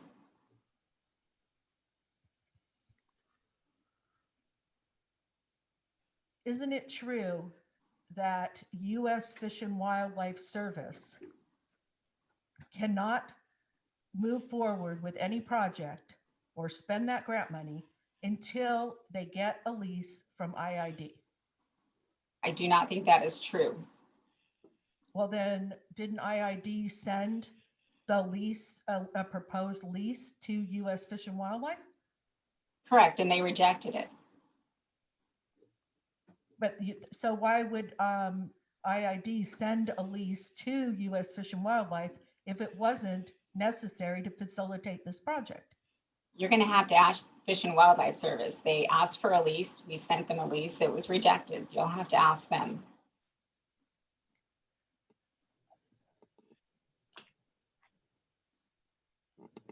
Okay, let's take a 5-minute break at this point.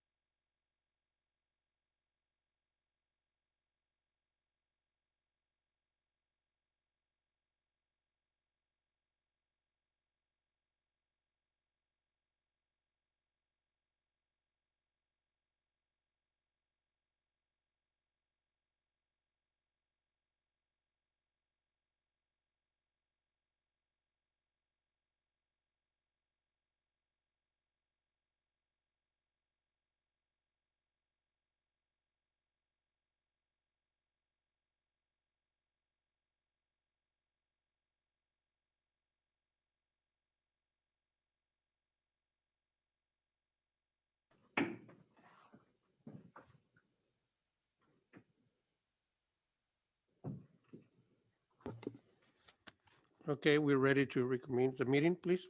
Thank you. So I just have a couple more documents, Ms. Shields.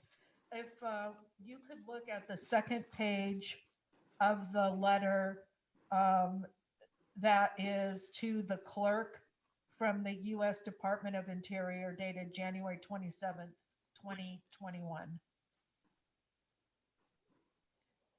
And I want to bring your attention to the part that starts after NOVs were issued. Do you need a moment to read that? Actually, I'd like to read the whole letter so it isn't taken out of context. All right, can we But I scroll don't- up to the top?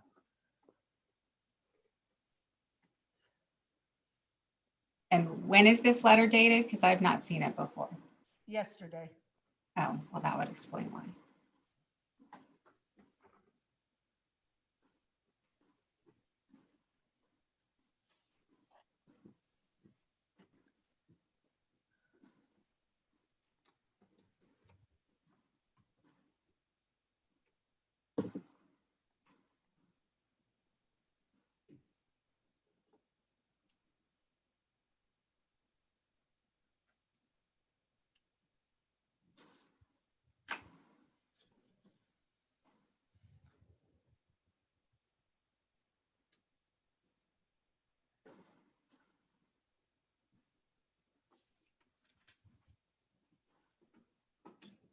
Can you slow down? I'm sorry, not that fast. Go back up a little, please. Sorry, Tina. That's okay. Just tell me when you're ready and I'll scroll. Okay, awesome. Thank you.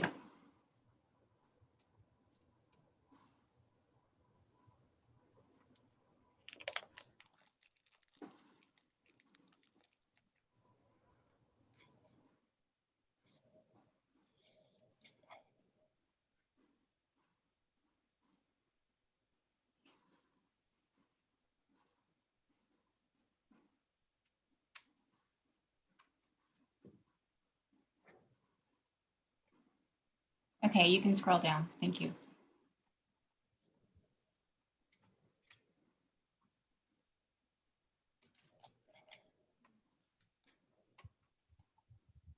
Can you just go up to the last 2 lines of the previous page? Okay, thank you.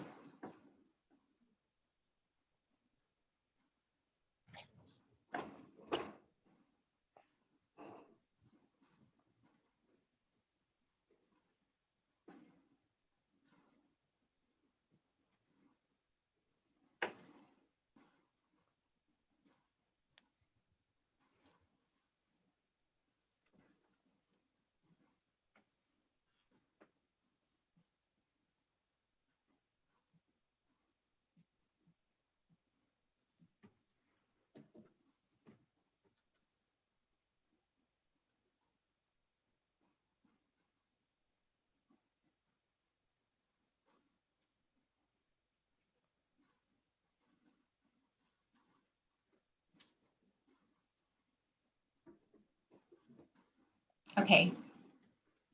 Okay. So let's look at the. Wait. I needed her to scroll the page up. Thank you. Could you scroll a little bit farther so I can see who the signatory is? Okay, thank you.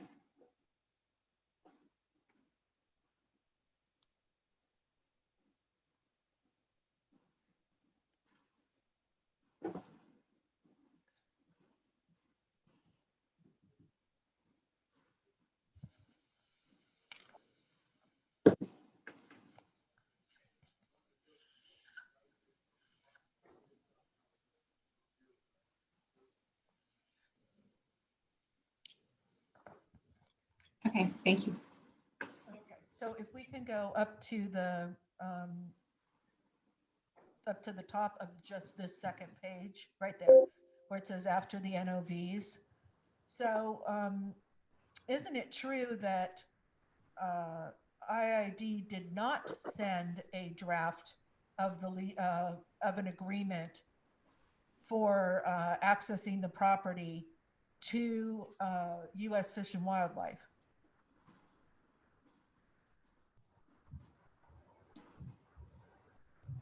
I'm not sure how to answer that question. Well, let me help you. We sent them a lease and at the end of last year. They've had access because he said in his letter in 2016, they initiated construction and earthwork. They're on a holdover lease that my recollection is this letter's incorrect. It was not terminated. It expired. They failed to renew. And then they were notified that we would not be extending it because there were other plans and the district would get back to them. So, but I think your testimony a couple minutes ago was that IID sent a working draft of the land agreement to Fish and Wildlife Service. And that's not correct, isn't it true? I said we sent them a draft lease, so I guess I'm not understanding your distinction. Well, this letter states that Fish and Wildlife Service sent the draft lease to IID. Well, it may be talking about different leases. I don't know if they sent us a different lease. My understanding is we sent them a draft lease. They rejected it. Part of the issue is a terminology issue because I think there's some complexities with the Fish and Wildlife Service. I think what they have sent us is not actually a lease, but either an MOA or an MOU. Okay, let's go down to the next paragraph and where it says, the service can complete the project, but only if IID ensures long-term access, at least 25 years, to these lands as the 25-year project life is stipulated by the WCB grant agreement. Do you see that? Yes. And that the monies will no longer be available after December 31, 2021. And then Mr. Showman says, so timing is critical. So the lease we're talking about is the lease that U.S. Fish and Wildlife needs for 25 years to be able to construct the project. Do you understand that? I understand that it says he needs long-term access. My understanding is despite their repeated requests for a lease, they cannot enter into a lease agreement. It has to be a different type of agreement. Okay, and isn't it true though that U.S. Fish and Wildlife emailed on August 11th, 2020, a working license agreement for IID to review a 25-year land access agreement? I do not know if they sent a draft agreement related to this project. I'm familiar they sent an MOA from a project in the Florida Everglades or something like that, which was really a different style of document because it involved Fish and Wildlife Service funding tree removals or something like that. But they may have, I don't know, I'm not familiar with that. Okay, but you agree that the lease we're talking about is the lease that U.S. Fish and Wildlife requested in order to be able to do the Red Hill Bay project, isn't that correct? I'm aware they've requested a lease. We sent them a lease, they declined. That's not what this letter says. I don't see a lease. Well, I didn't write the letter, so I don't know what particular. Well, did U.S. Fish and Wildlife send a license agreement to IID to review to facilitate the 25-year land access agreement? Objection, that's been asked and answered. It has not been asked.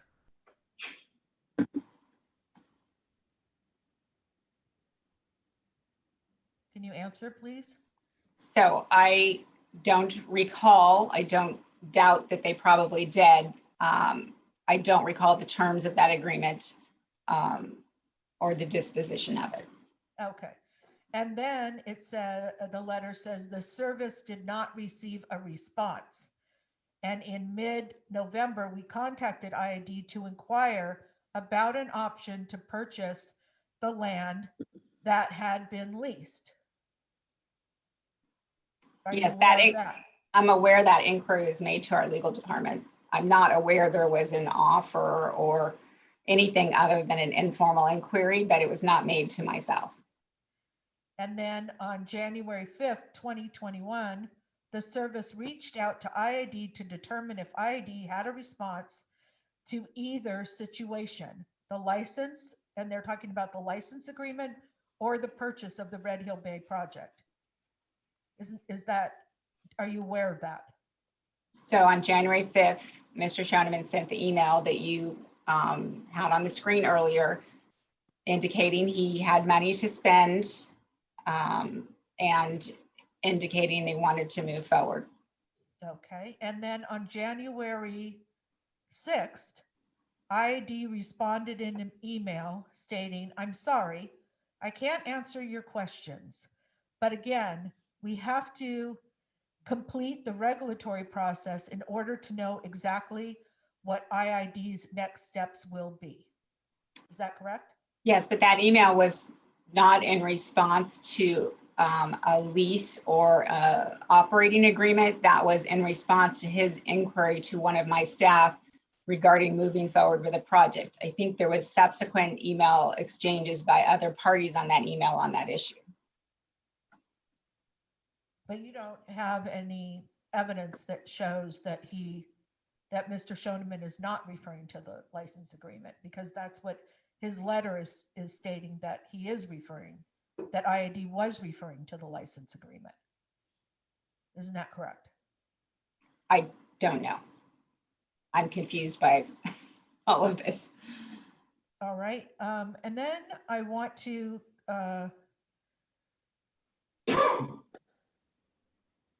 okay, so also, so we're done with this one. Let's move on to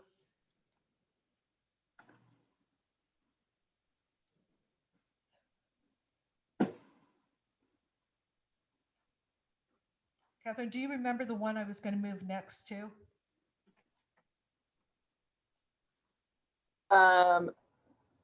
No. Oh, here we go.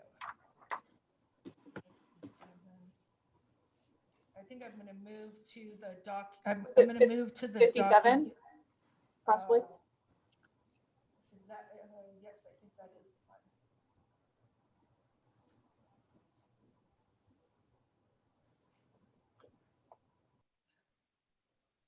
Yeah, I think it is 57.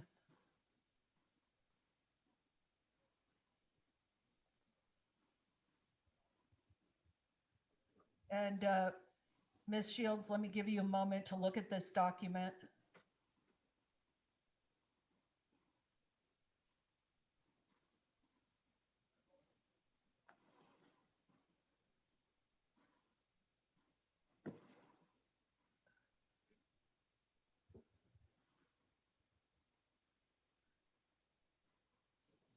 Actually, Okay. Catherine, to make this shorter, can you go to, I think it's 2 documents from this that has just that has the final decision, and it has the amounts of money for the 2 contracts. Yes, perfect. Thank you. So let me give you a minute, Ms. Shields, to look at this.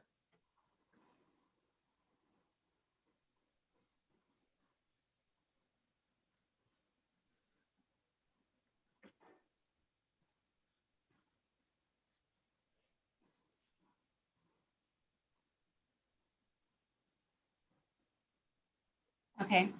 Okay, thank you. So did IID do a request for proposals to construct the Red Hill Bay Shallow Water Habitat Project? This looks to be that, yes. Okay, and there were 2 companies that responded, isn't that correct? According to this document, yes. And what was the lowest cost proposal? $3.336 million, and there's some asterisks. I'm not sure. Oh, he's a local vendor. Okay, and wasn't the amount of money that IID and U.S. Fish and Wildlife had access to the grant around $3 million? I don't know the total grant numbers. Fish and Wildlife Service also had separate funding through a FAP grant that went directly to them. I do recall this bid was not awarded because there were insufficient funds. The costs were higher than the monies budgeted in these. So there may have been a grant that totaled in excess of this or funding available. However, that may have been intended to cover many activities and not just this piece. Okay, and so I want to go back then to our exhibit that had the exact amount of money that U.S. Fish and Wildlife had. Let me find that U.S. Fish and Wildlife had in that grant. Can you look back, Catherine, at our prior exhibits? And we'll pull up the one. This is the letter right here from Fish and Wildlife that talks about the grant money right here, 3.334. Okay. So do you have any reason to believe that the service doesn't have access to grant money in the amount of $3,334,000? I don't know the details. Chris's email mentioned 3.3 million, but that's for the entire project, not necessarily the piece that was scoped in those bid documents. But there was money to start the project, isn't that correct? There's money to start the project, but it may not be sufficient to award a bid. It was not awarded. I assume there wasn't funding available or something changed. Well, isn't there money also? Oh, I'm sorry, I didn't mean to cut you off, Ms. Shields. Well, the way project bids work, if your budget is in excess, or if the proposal is in excess of what you budget for that and you have insufficient funds, as I mentioned earlier, grants have budgets with delineations of different tasks, and you don't necessarily steal money from one category to fund projects that are higher than estimated. So my recollection of this project is there weren't sufficient funds to move forward, and supplemental funding was being sought by from federal agencies and from additional grants. As I mentioned earlier, the first grant you showed was for 1.85. At some point that was amended with supplemental funding, but you have to look at the totality of the project as a whole and what your allocated funds are for those. So IID did not award the contract because of the amount of money. Is that correct? I don't see that documentation, but that's my recollection, is that it was not awarded because the costs were in excess of the budgets. But I would have to go back and review the file to confirm that. Okay. And doesn't IID have access to request money from an organization called the QSA JPA, Quantification Settlement Agreement, Joint Powers Authority? Isn't that correct?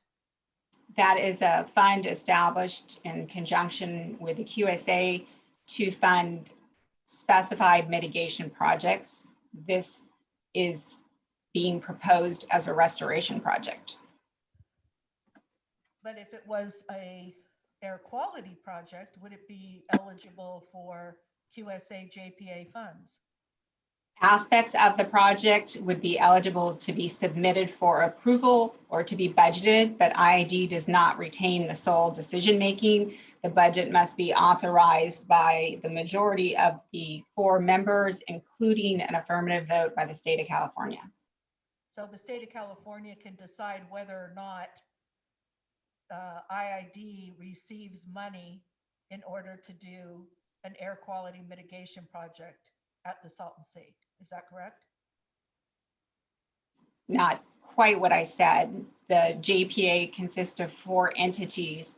In order for a reimbursement to occur, it must be approved by the majority of the members, and one of those affirmative votes must be the state of California. Right. So since the state of California vote is required, if the state of California doesn't want to vote to approve the money, then the money doesn't get distributed. Is that correct? Correct. But similarly, if the state of California votes to approve and 2 other members don't vote to approve, it would not be approved. Okay. And the Backum that the Air District is proposing to require in this order for abatement, isn't it for air quality? The Backum that the district is proposing is for air quality. The Backum the Air Pollution Control District is proposing is for air quality. It could be construed as larger than that, depending on how the project's configured and designed. So that the JPA has to reimburse for mitigation activities that are identified in the permits associated with a transfer. Okay, so if this order for abatement issues for air quality mitigation, which is the Backum, wouldn't this project be eligible for funding by the QSA JPA? IID would certainly submit any project implemented for air quality, including on the Red Hill Bay site, to the JPA for reimbursement, yes. And has IID submitted any proposal for Red Hill Bay air quality mitigation thus far to the QSA JPA for funding? So the issue was raised at the last JPA meeting by myself. It was not included in the budget because when the budget was drafted, our hope was that Fish and Wildlife Service would continue to work towards implementing their restoration project. But we did make them aware that due to the issuance of the NOV, there would likely be a Backum requirement. And we were giving them a heads up that we might need a budget amendment if there weren't sufficient funds already identified. Okay, so it's fair to say that some of the funding, at least some of the funding, may be able to come from the QSA JPA for the air quality mitigation measures and Backum that's called for in the proposed order for abatement. So IID would certainly submit all air quality related costs to the JPA seeking reimbursement. Okay.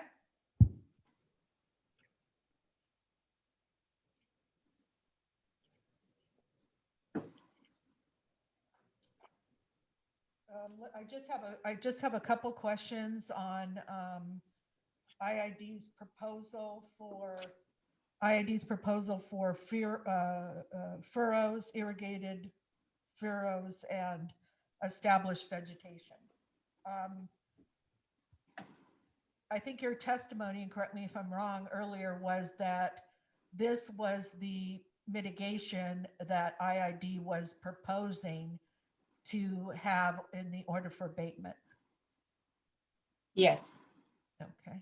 And do you have any document that shows that EPA has approved as Backum this combination of controls?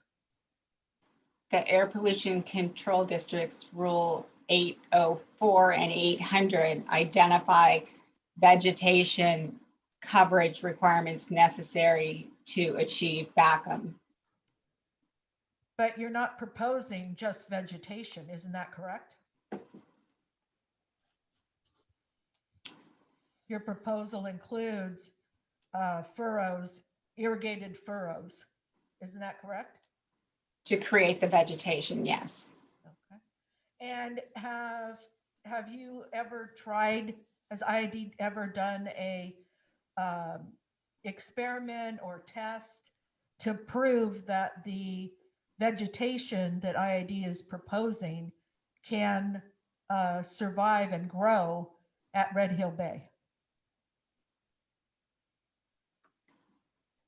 IID has demonstration projects on the playa.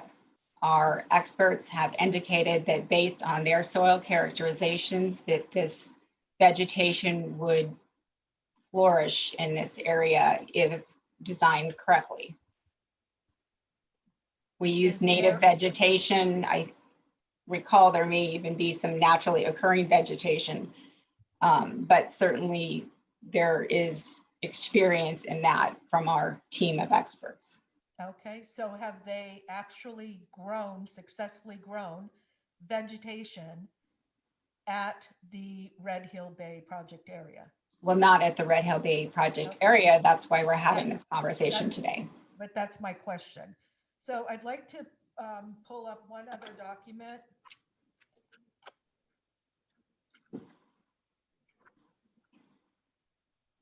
It's the Great Basin, sorry, my documents are messed up here. It's the, Catherine, it's the Great Basin Backum proposal from Los Angeles Department of Water and Power. It's number 67.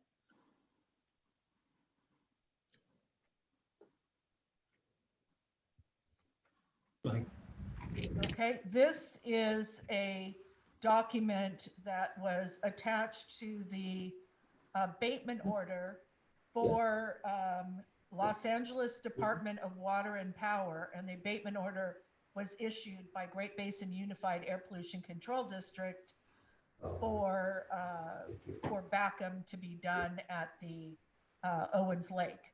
And actually, the one I'm looking for, Catherine, is 67. Perfect. Okay.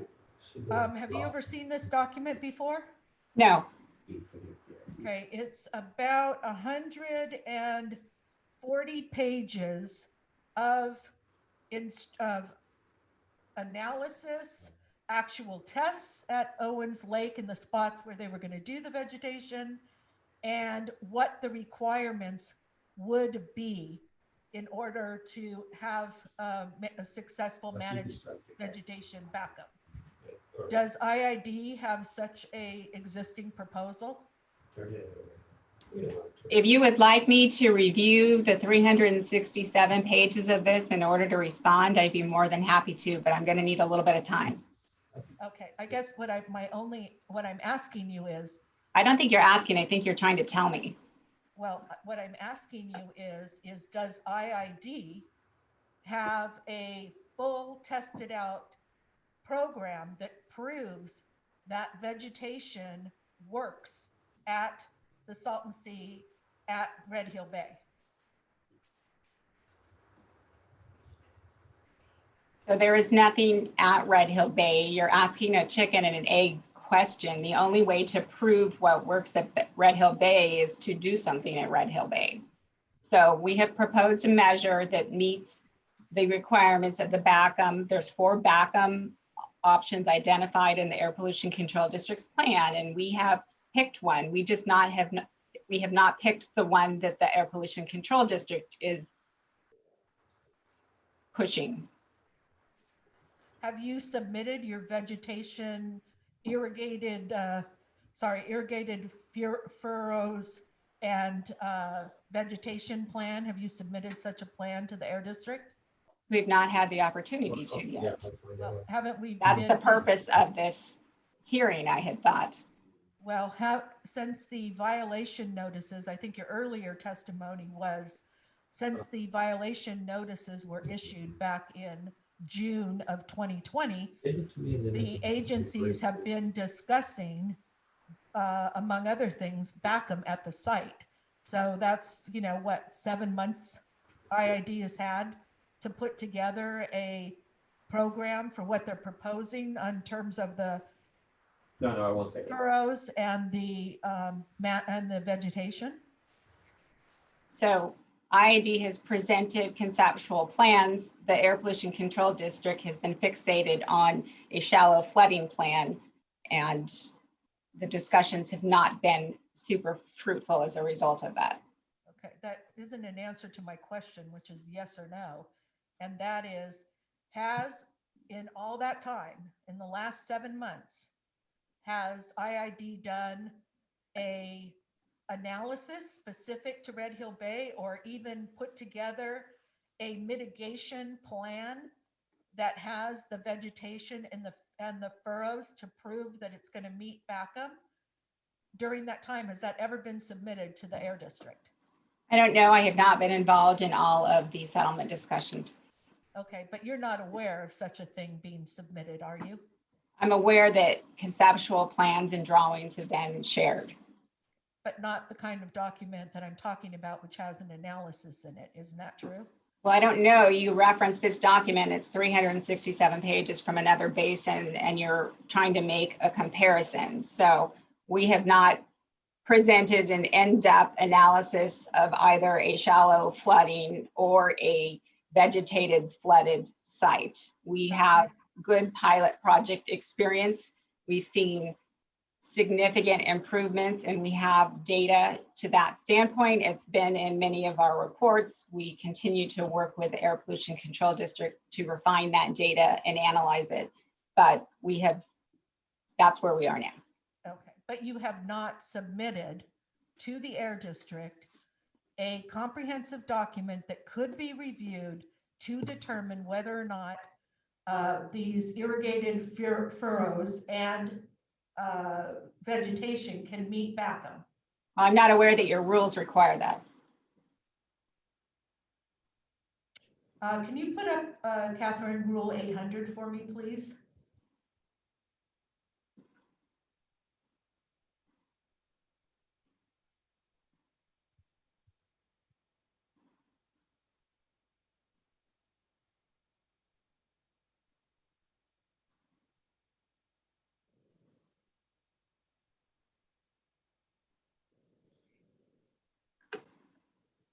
Okay, and then if you can go down, thank you.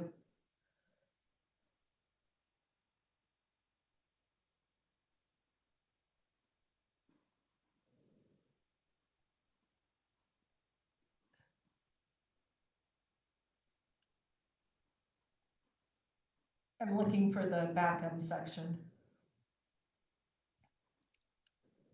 That would Are be you thinking of 804, Aileen? Oh, is it in 804? Okay. I'm looking for that definition of BACM.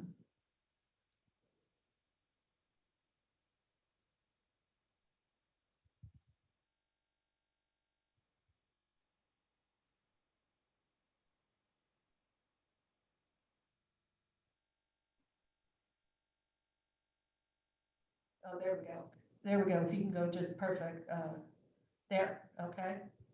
So these are the permissible BACM, but I want to go back up to what BACM has to meet. And if you look at F1D, this is a requirement for all BACM. There has to be a showing that whatever BACM is approved, that its emission reductions are going to be equivalent to BACM measures. And those BACM measures, water and gravel, get between 99 to 100% efficiency of emissions. So they are that successful. And they have to meet the two requirements. One is the BACM has to create a stabilized surface, which is a defined term, and the 20% opacity requirement. So for any of these, if a party... Objection. That misstates the testimony. The document speaks for itself that it applies to alternative BACM. Okay, first of all, I'm reading from the document, and we can go to the pages if you want to draw this out, that basically say that BACM has to meet these requirements. Well, you just stated on the record that all BACM must go through F1D. F1D is the process for getting alternative BACM approved. That's not what I said. I said that if you look at F1D, it is the example of what is required of all BACM. So we happen to know there's been enough testing that gravel and water universally are approved because they get 99 to 100%. Council, Anything else, you're interrupting me. Anything else has to go through, has to be proved. So we could go to the top and we can look at all the rules. Why don't we go to, Catherine, the section that requires stabilized surface and the 20% opacity.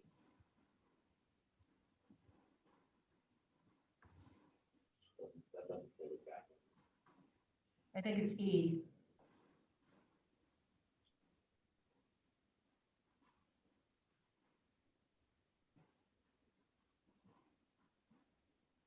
Okay, so if you I look think at that's E1, Okay. you raised a question, I'm answering you.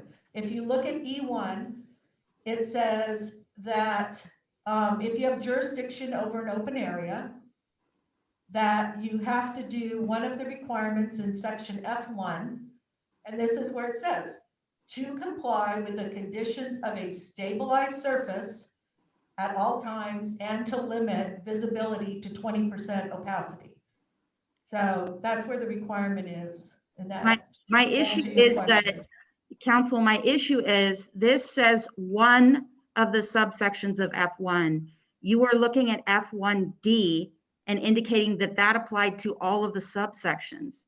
Each subsection is a separate method of BACM approved in F1. That's my objection, that you're misstating the document. I'm not misstating the document. The document says that if you're going to comply with one or more of the requirements of F1, that you have to meet the conditions of a stabilized surface at all times and limit and not exceed the 20% opacity in accordance with EPA method. It goes to all of F1. Can we scroll back down? And here are the BACM that has to be, this is F1, and it says that you can have a combination of BACM or alternative BACM, and it gives you examples. The only ones that have been universally approved is the gravel and the water. So that lays out, hopefully addresses what your concern is. So now I can resume asking questions of the witness. Thank you. So, Ms. Shields, let's go to to F1 here. And let's look at F1B, which is what you propose to do, establish vegetation. And do you have a document, any kind of analysis or demonstration that you submitted to the Air District that shows what kind of vegetation, all the parameters in order to meet a stabilized surface? So F1B requires the establishment of vegetation on all previously disturbed areas. It doesn't require an analysis. If you go to your Rule 800 definition of stabilized surface, it defines the coverage based on the type of vegetation in order to achieve that designation. Okay, if we can go back up to, well, that wasn't responsive to my question. My question was, do you have an analysis, a study that shows that vegetation is going to meet the requirements of a stabilized surface? So your rules do not require that. That's not my question. I'm asking you, have you submitted any kind of analysis that shows whether or not vegetation meets the requirements of a stabilized surface? So IID does not submit random documents that proves or disproves things that are not required. Okay, so F1B does not require that. It says establish vegetation on all previously disturbed areas. And then you tier to Rule 800 to the definition of a stabilized surface to define how you would achieve that based on the types of vegetative cover. Well, the Air District respectfully disagrees with your interpretation of Air District rules. And then my next question is, have you submitted any kind of analysis that shows that vegetation is going to prevent or keep the opacity less than 20%? It's a yes or no question. We have not submitted documentation for this proposal as of. And it's well recognized that gravel and water get 99 to 100% effectiveness. Has there been any analysis by IID submitted to the Air District that shows that vegetation gets a 99 to or 100% effectiveness? Again, IID has not submitted documents that aren't required. Aileen, I just wanted to let you know I put up Rule 800 again and the stabilized surface definition. Perfect. So there's a threshold friction velocity test and other vegetation specifications. But there's no evidence that's been submitted by Imperial Irrigation District that shows that managed vegetation achieves the 99 to 100% BACM standard. Isn't that true? So your rule in C37 CDE establishes the percent cover based on the vegetation requirement to meet your BACM requirements. That's not There's no responsive. analysis that's required by any of these rules except those defined here. Okay, that's not responsive to my question. I answered your question earlier. I think you've asked about 6 different times for 4 different ways to say we have not submitted any documentation related to this proposal. And how long would it take to complete the shallow flooding project? It's highly dependent on the issuance of permits by regulatory agencies. My guesstimate is 2 to 3 years. And but I don't know. We would have to determine that as we proceed. Okay, so you don't know.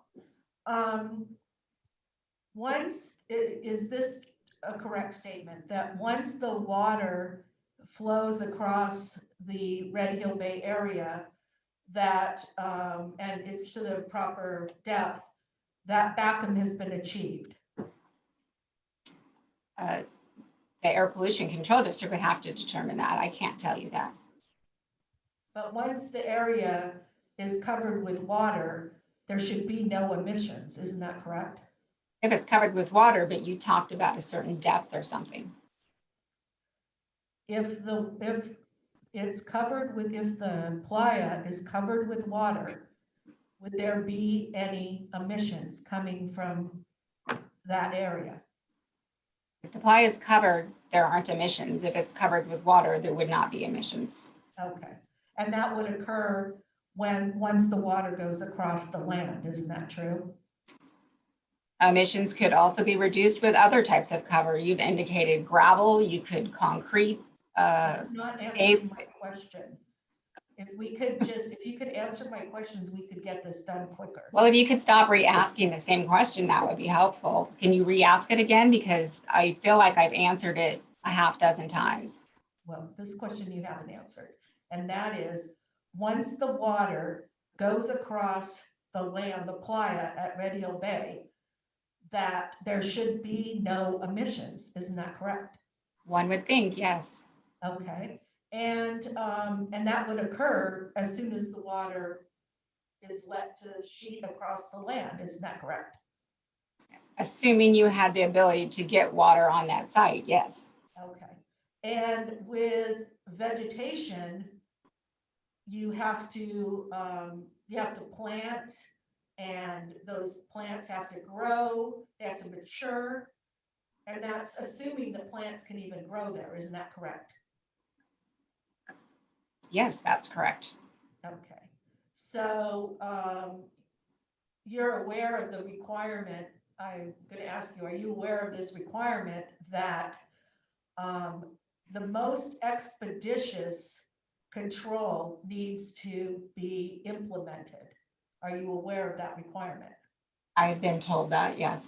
Okay, so isn't it correct then that shallow flooding is implemented right away once the water goes across, and vegetation is not, because you need whatever time to make those plants grow so that they can be effective? Isn't that correct? That would be correct if you had a water source on site. There is not currently a water source on site that could accomplish that. So in my opinion, the proposal the district is making is more expeditious. Thank you. So that's the end of my questioning. Thank you very much, Ms. Chills. Let's move forward with the next witness for the IID, please. Chairman of the board, we have a bit of redirect. Could I Sure. take this is Jennifer Williams on behalf of the Imperial Irrigation. Sorry about that. Yeah, go ahead. Go ahead.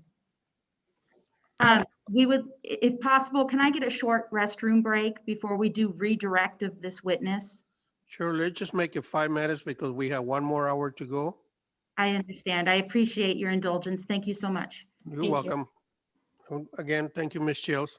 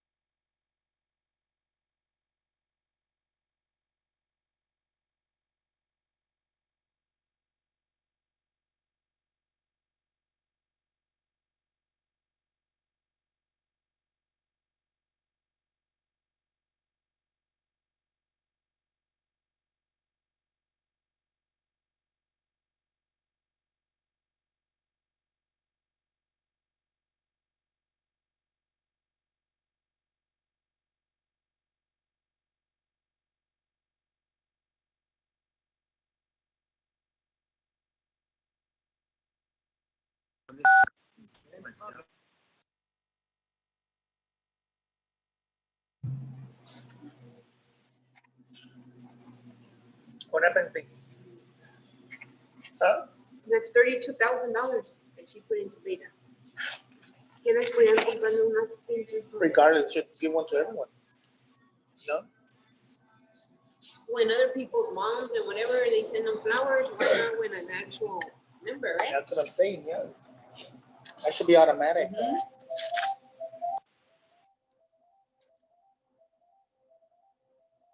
No se le murió la mamá, no sé qué era la mamá, ¿quién me andan pidiendo dinero? Se le murió la mamá, ¿sabe quién? For those, can you please mute yourself for those that have joined?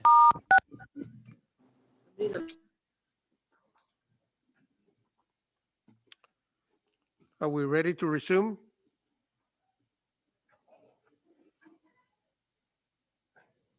Mr. Chairman, before they start their redirect, can I just make a request? Sure. So I'd like to. Oh, hold on, they're not on. I'm so sorry, Mr. Chairman. They're not on. Is this one not on? They are. Okay, I'm so sorry. Okay, Mr. Chairman, oh, they're not on?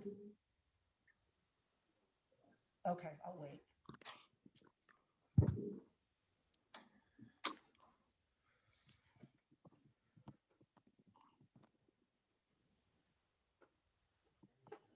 Jeez.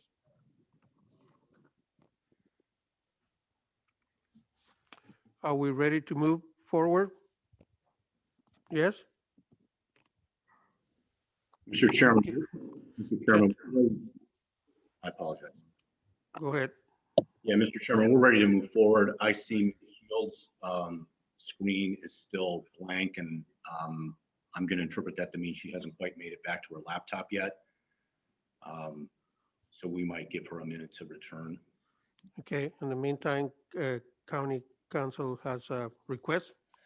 Yes, Mr. Chairman, I am requesting that the board move into evidence exhibits number 52, 53, 55, 61, 62, 63, 66, and 67. Approved. And then, Mr. Chairman, while we're waiting for Ms. Shields to return, I had a request as well. Sure, go ahead, sir. I don't want to make this more difficult, and I do appreciate that Ms. Tabor and Ms. Casey are working together to get the right documents on the screen so we can move this forward. But there is, as you're aware, a prohibition against two attorneys questioning a witness. And while Ms. Casey has not asked any questions, sometimes the colloquy between Ms. Tabor and Ms. Casey gets, to my mind, a little bit close to the line of having two attorneys speaking at this back and forth and creating an atmosphere where the witness feels as though she's being questioned by two attorneys. And I don't think anybody's crossed the line, but I want to raise that issue, and I don't want to cause difficulties in getting the exhibits up, but I want to ask council to be a little bit careful on that because it creates an atmosphere that's not conducive for the witness.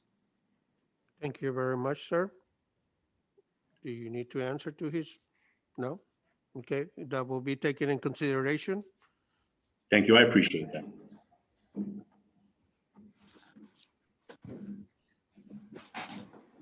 I see Ms. Shields is back. Sorry for the delay. COVID restrictions take a little longer these days. No problem. All Go right, ahead, sir. Thank you, Mr. Chairman. Ms. Shields, I want to bring to your attention an exhibit that's marked as respondents number 2, so that would be exhibit number 102.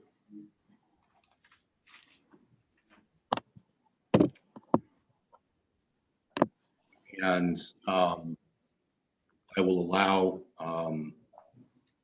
our team to kind of scroll through the document so you have a chance to review it. And it's a short document, so the scrolling shouldn't take too terribly long.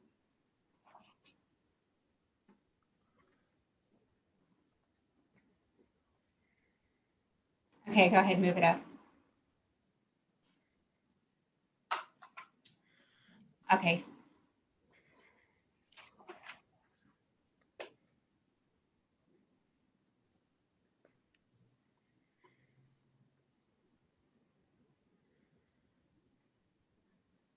Thank you.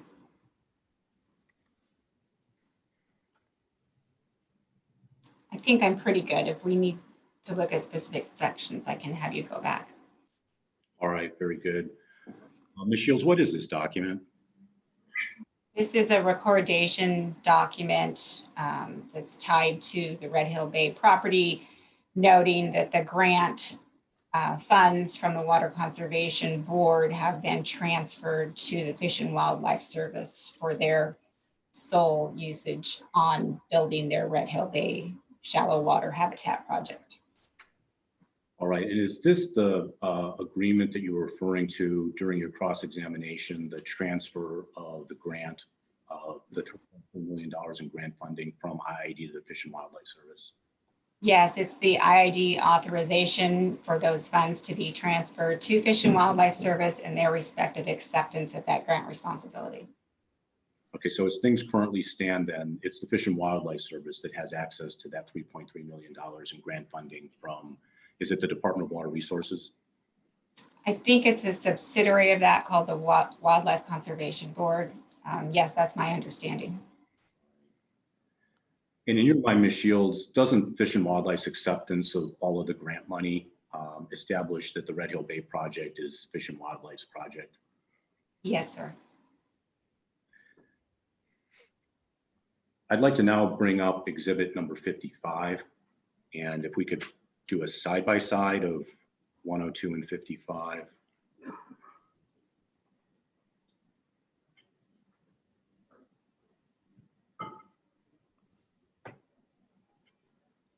And Ms. Shields, do you recognize the document that's marked as exhibit number 55? It's on the left of the screen. Yes, that was shown to me earlier. And does seeing the documents side by side assist in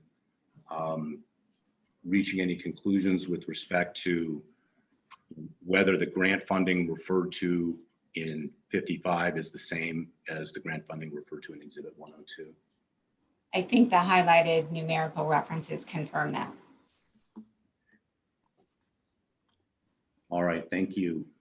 I'm going to shift topics now and ask if providing the date of June 22nd, 2020 as the date when IID sent a long-term lease to the Fish and Wildlife Service, does my saying the date refresh your recollection as to when that draft lease went over to Fish and Wildlife? Yes, that I believe that is the correct date it was transmitted. And do you know how Fish and Wildlife responded to that long-term lease? I was advised that they rejected it. Do you have any information as to why or not? I think there's some complexities with the federal government entering into lease agreements absent congressional approval, and their preference is to have these fluffier MOAs and MOUs. It's easier for them legally. All right. I'm going to object on the grounds that this is all speculation. Ms. Shields in my cross-examination stated numerous times that she didn't know what Fish and Wildlife Service was thinking. And this question asks her about what Fish and Wildlife is thinking. It's accepted, the objection. All right. Mr. Counsel from IID, I'm looking at my exhibits in here, and some of the exhibits you just brought up are not on my binder. Is there a reason why? All right, well, Mr. Chair, we did provide a list, a binder of exhibits in advance of the December 18th hearing. I think they were numbered approximately 1 through 15. Okay. We've been referring to those as 101 to 115 to avoid confusion with the other side's exhibits. So you should have that exhibit number 2. If you do not, we will get it over to you. No, that's okay. Thank you for the clarification. Okay, and then I assume that you have exhibit 55 from. Excuse me? I assume that you have, was the confusion with respect to number 2? Yes. Okay, thank you.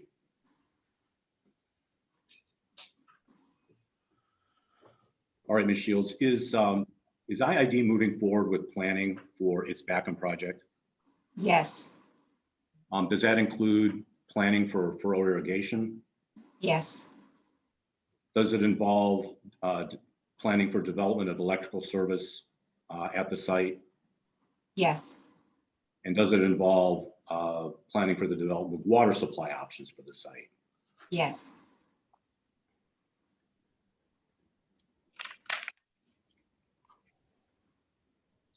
I want to shift over to some of the colloquy or cross-examination this morning that dealt with CEQA and lead agencies. Ms. Shields, is there a difference between being the lead agency for CEQA purposes and being the project proponent or the party underlying project? Yes. I'm going to object. I'm going to object because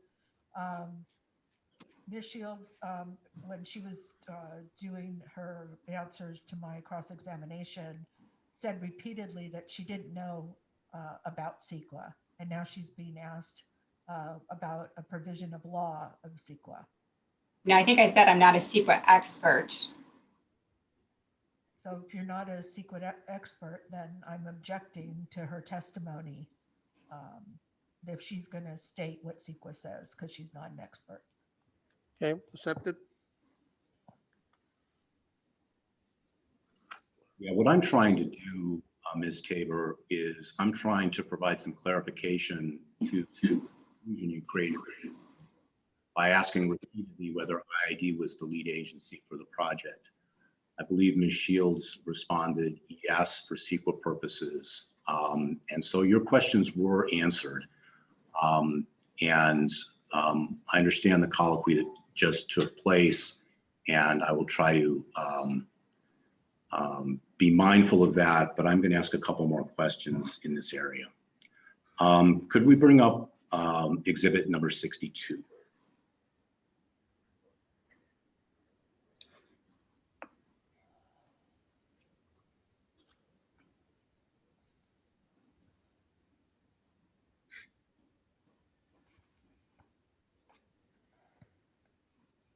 On this exhibit 62, with reference to the whereas clause, that's the second paragraph. Is it your understanding that IID was the lead agency for CEQA purposes here? Yes. And the language in the second paragraph that U.S. Fish and Wildlife Services proposes to construct, operate, et cetera, would that cause you to conclude that Fish and Wildlife was the project proponent for the Red Hill Bay project? Yes. And is this similar to what happens in the standard development project where a shopping mall developer goes to the county to get an EIR or an egg deck? I'm going to object that Ms. Shields, this is an area that's not within her expertise. We're now talking about shopping centers and getting approval from the County of Imperial. Challenge accepted. Okay. The issue that I have is that Ms. Tabor was trying to confuse the concepts of lead agencies for CEQA and the project proponent for purposes of CEQA. And as is typical, a commercial developer is the project. Object, he's testifying. And the questions need to go to the witness. Let him finish his question and we'll make a decision, please. Yeah, I'm laying some foundation. And the county is the lead agency for CEQA purposes. And my question is whether there's parallelism in that with respect to this document, Ms. Shields, as you testified, IID as the CEQA lead agency would be in the same position as the county as the lead agency in approving the shopping mall. Is that correct? I'm objecting on the same grounds as earlier. This is speculation as to how a shopping center is going to be treated by the County of Imperial. And further, this witness stated she's not a CEQA expert. This witness answered most of your questions with regard to CEQA, and she answered all of your questions with regard to this. I'm going to allow her to answer this question. Yes, I think it's an appropriate parallel. Fish and Wildlife Service as a federal agency cannot serve as a state agency lead. So they, in order to move this project forward to get the appropriate CEQA permits, they would be required to partner with a state or local agency to be in that lead agency role. And that is the role that IID partnered with on this mitigated neg deck, was serving as that lead agency, not project responsible party, but lead agency for purposes of CEQA. All right, then just to complete the analogy, Fish and Wildlife as a project proponent would be the equivalent to the shopping mall developer who's the project proponent. I'm going to object again. We're back to shopping centers, and this witness has no expertise on CEQA, and this shopping center synergy or proposal has nothing to do with what we're talking about. It does. I do understand your concerns and your objections. However, I think so County Council is just trying to, IID Council is trying to establish a comparison, and for the benefit of some of the members of the hearing board, which are not experts on CEQA, are going to allow it. Thank you, Mr. Chair. Ms. Shields, do you need me to restate, or can you answer in the current state?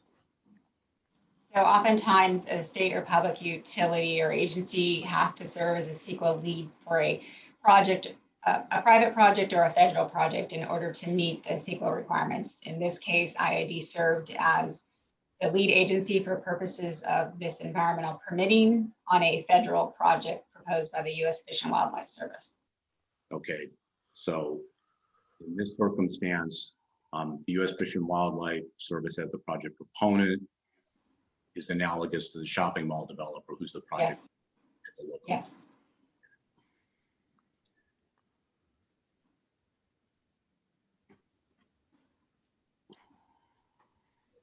I want to shift gears and now talk a little bit about the 2014 Comprehensive Conservation Plan.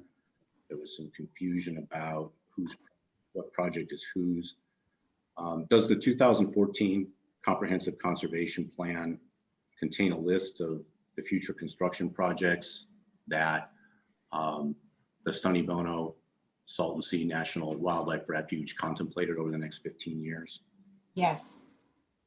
And what was the #1 top priority project in the Comprehensive Conservation Plan? It was titled Restore Salton Sea Wetlands at Red Hill Bay.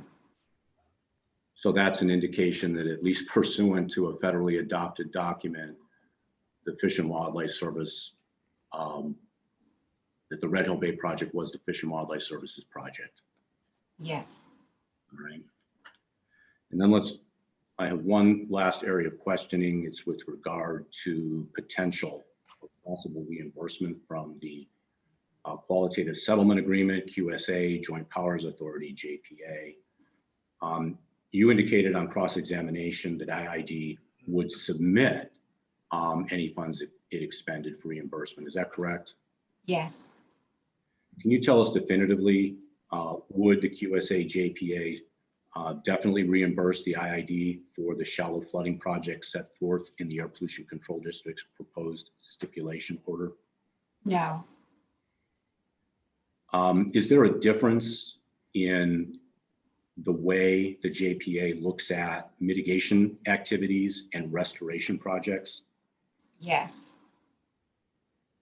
And is there a risk that one or more of the members of the JPA would not approve the reimbursement for the proposed order?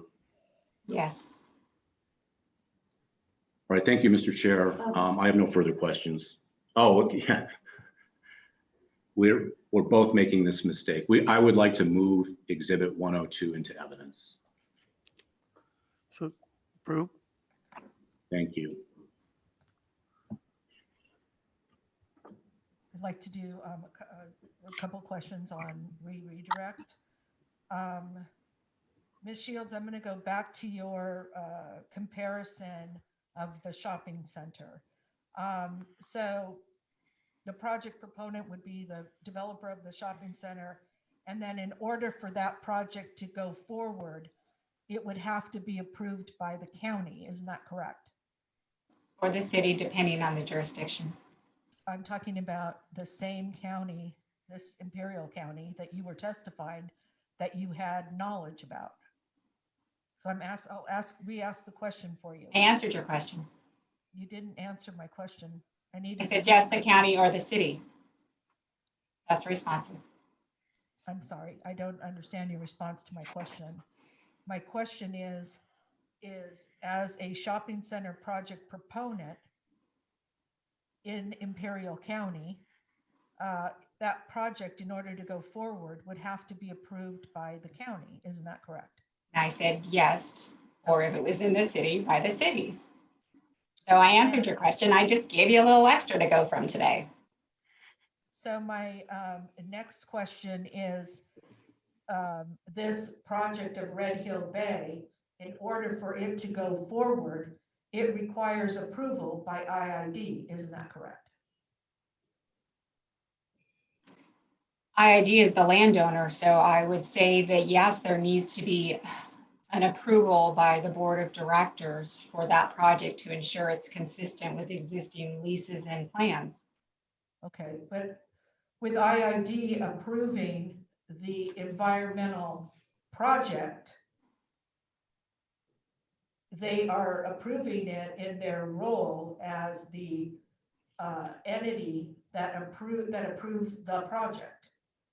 That's not true. It's approved for purposes of the CEQA analysis. IID has internal policies and procedures that have to be followed in order to proceed with owning projects or constructing projects or allowing other parties on to IID land to initiate those projects. So we served as the lead in this particular evidence solely for purposes of that mitigated neg deck. I'm going to ask the board to please strike the answer of Ms. Shields regarding the whole comparison discussion that they had under direct examination. Because of the fact they made a comparison, this witness made a comparison, Ms. Shields, saying that the comparison is that you would have a project proponent that would get approval from the county. And when I asked them the comparison, which is then the project, the Red Hill Bay project proponent needs to go to IID to get approval, witness responds no. So there is no comparison. And that's why I'm asking for all of her testimony on that issue be struck. It is my understanding that her answer was that the project will have to go to the board of directors of the IID for approval. So based on her answer, I will not, allow for us to strike that, her answer. Okay, with that understanding that that's what her testimony was, then I will rescind my request. Thank you very much.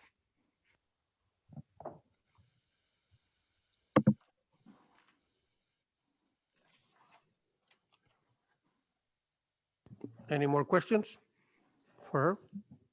I don't have any more questions. Okay, thank you very much. Thank you very much. Mr. McFarland? Thank you, Mr. Chair, and we're prepared to call our next witness. Let's move forward. Thank you again, Ms. Shields. Thank you. All right, the Imperial Irrigation District, called Jessica Hughes. Hello, good afternoon. It is afternoon. Good afternoon. It is, yes.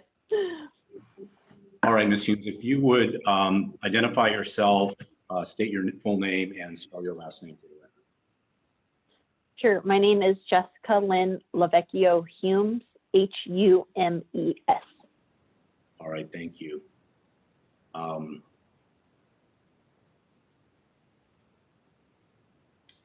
And then if you would please, can you explain your relevant background and job responsibilities with respect to this matter? Sure. So I am the Senior Environmental Project Manager at IID. I have a bachelor's in science and geological sciences from University of California, Santa Barbara, and a master's of business admin emphasizing in environmental management from Ashford University. I have been with the Imperial Irrigation District for just over 12 years, specifically in the Environmental Mitigation Unit, which I currently manage.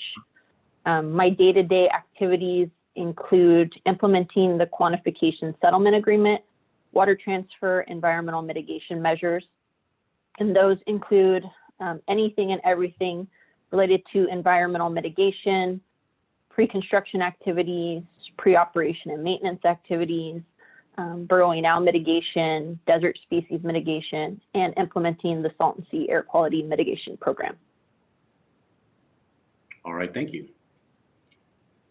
I'm going to ask for petitioner's exhibit 27 to be shown to you, Ms. Hughes. Mm-hmm. All right, and now, are you familiar with this rule? Have you seen the rule before? Yes, I have. Can we scroll down to, I believe it's F.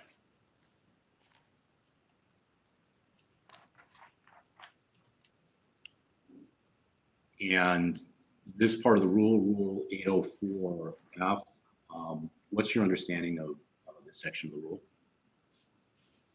This section relates to open areas, which the Salton Sea Playa consists of, and then any number of these combination of BACM measures or alternative BACM measures may be implemented for dust control. And can, by reference to Exhibit 27, can you let us know and let the hearing board know what the four types of approved BACM are? Sure. So F1A is apply and maintain water or dust suppressants to all unvegetated areas. F1B is to establish vegetation on all previously disturbed areas. F1C is to pave, apply, or maintain gravel, or apply and maintain chemical stabilizers or surfactants. And then F1D is to implement alternative BACM for exposed playa at the Salton Sea if approved by both the APCD and EPA.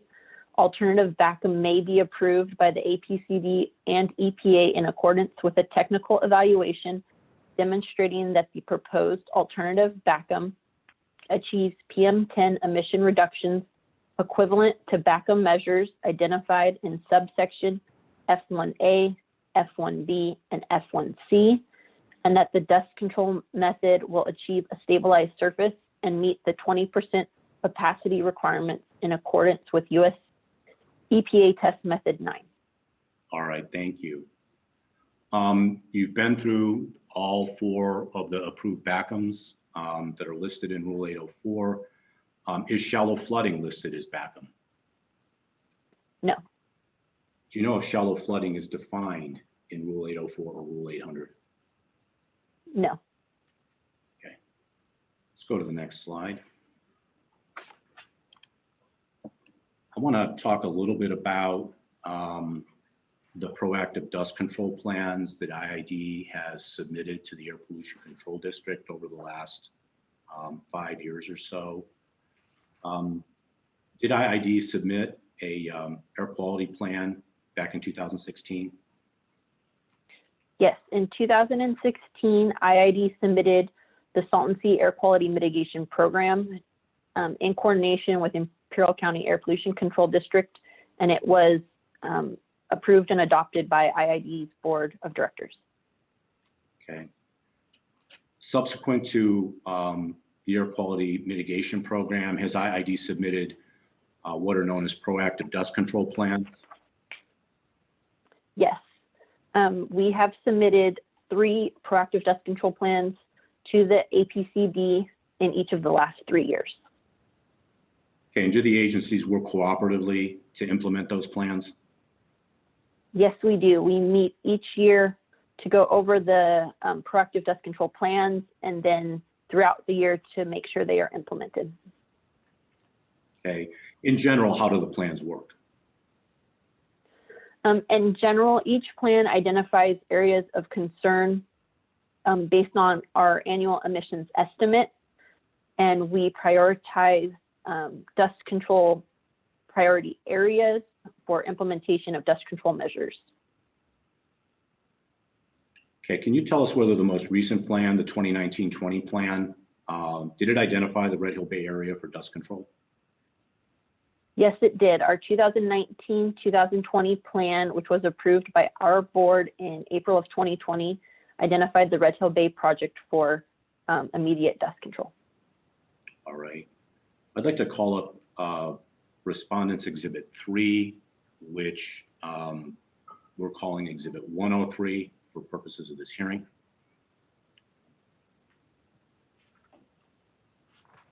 And Ms. Humes, do you recognize this document? Yes, this is our 2019-2020 proactive dust control plan. And are you familiar with the document and its contents? Yes, I am. Let's reference and go to Bates number page 3-007 for the next question. Can you scroll down, please?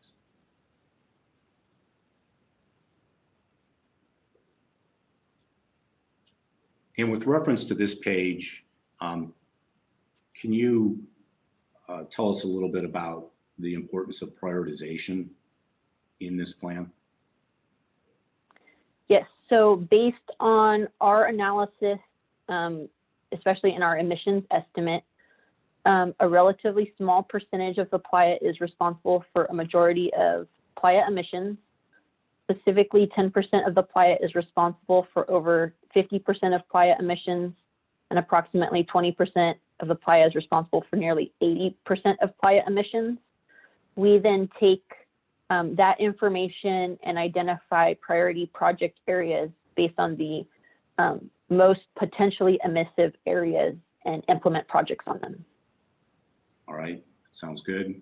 Can we reference the following page, which is Bates 3008?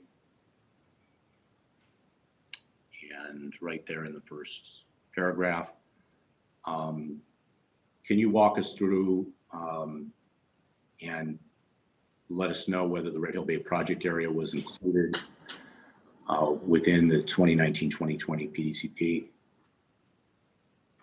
Yes, the 2019-2020 PDCP was to implement a series of projects over steps in the next 3 years. The first step, so step 1, included approximately 1,700 acres of surface roughening on suitable playa and soil conditions.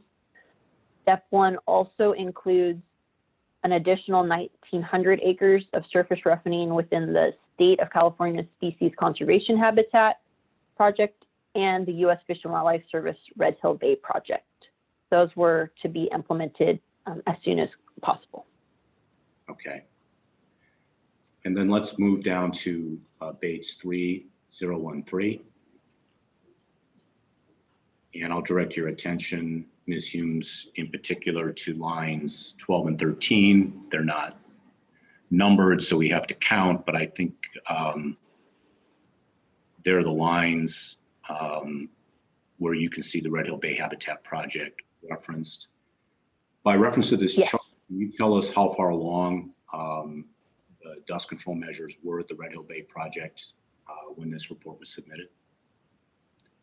So when this report was submitted, IID had already completed the site identification, site characterization, and a concept layout for the Red Hill Bay Habitat Project area. And then since then, IID has completed a field layout to implement proactive dust control on the site.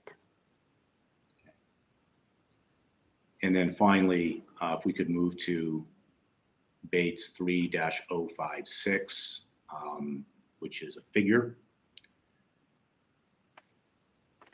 I'm going to direct your attention to the figure that's at the upper right-hand corner called step activities.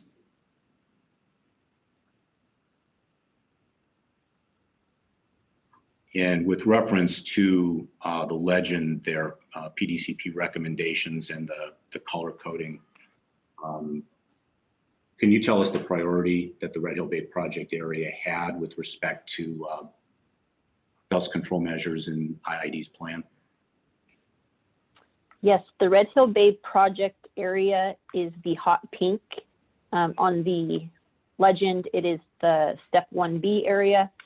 That is for the highest priority of dust control implementation, as well as the step 1A, which is directly around that area.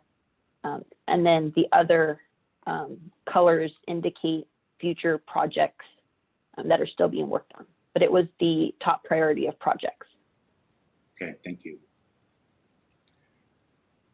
Before I forget, Mr. Chair, we'd like to move Exhibit 3 into evidence.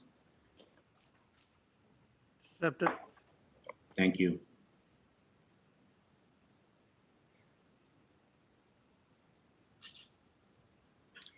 And in the 2019-2020 PDCP, what did IID propose with respect to the Red Hill Bay project area? In the 2019-2020 proactive dust control plan, IID proposed surface roughening as an interim dust control measure until Fish and Wildlife Service completed the building of the Red Hill Bay project. And this would have decreased dust emissions by 80 to 90% in the area. And IID and its consultants believe that that in many areas, surface roughening is scientifically equivalent to vacuum. Okay, so that we understand the process with respect to the PDCP, how does that work? What's the first thing that's done? So each year, IID submits a draft proactive dust control plan to the APCD. We meet with them and walk them through the whole plan, answer any questions, and then we work with their staff to revise the PDCP based on any of their comments or suggestions. Did you get written comments on the most recent PDCP? IID did receive minimal comments from APCD staff on the draft PDCP. All of those comments were responded to and incorporated, but no comments were received related to the surface roughening measures at Red Hill Bay. And was the PDCP approved? Yes, the IID board approved the PDCP in its April 2020 meeting, and APCD staff was present at that board meeting. I want to move forward then to the implementation of the plan, which, as you just indicated, was approved in April of 2020. What happened immediately after that? So in May and June of last year, IID and APCD staff met. We have cooperative monthly meetings with them to implement the proactive dust control plan. At these meetings, we discussed project implementation, performance monitoring, and future dust control activities. And how did things go in May and June, would you say? They went, as normal. We had productive meetings. Okay. When did things start to change? Things started to change with the APCD after we were given the notices of violation. They were issued to both IID and U.S. Fish and Wildlife Service. And what sorts of things, what type of changes occurred? U.S. Fish and Wildlife Service started to back away from their project and eventually abandon all discussions with the Air District regarding the notices of violation. Our relationship with APCD and their staff began to deteriorate, and the APCO became insistent that IID build the Red Hill Bay project on the site. I'm going to object to the description of what Fish and Wildlife Service, their interactions with the Air District. This witness is not privy to any of those discussions and doesn't know. Accepted.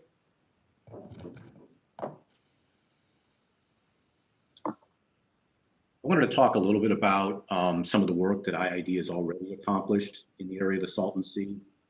How many acres has IID installed dust control measures on? IID has installed approximately 2,000 acres of proactive dust control projects around the Salton Sea. Okay, and are those scattered all around, or are they mostly on the west, mostly on the east? Are you able to tell us? Most of those projects are on the south end of the Salton Sea. We do have some projects up on the north end of the sea in Coachella Valley. We have some projects over by Bombay Beach.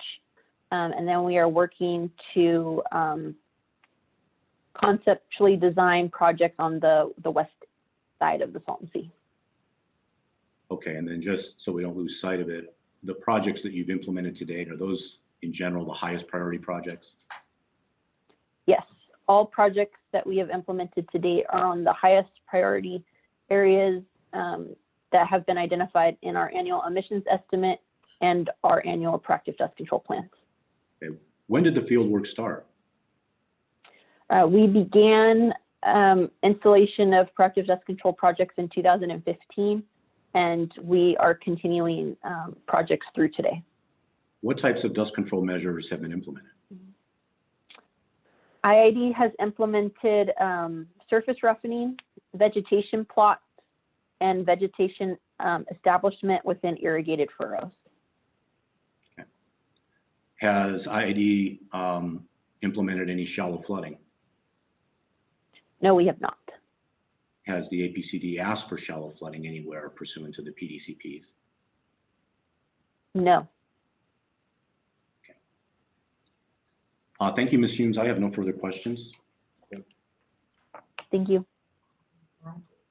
I have some questions on Cross. Go ahead. So the dust control plan, I think you're calling it the proactive dust control plan.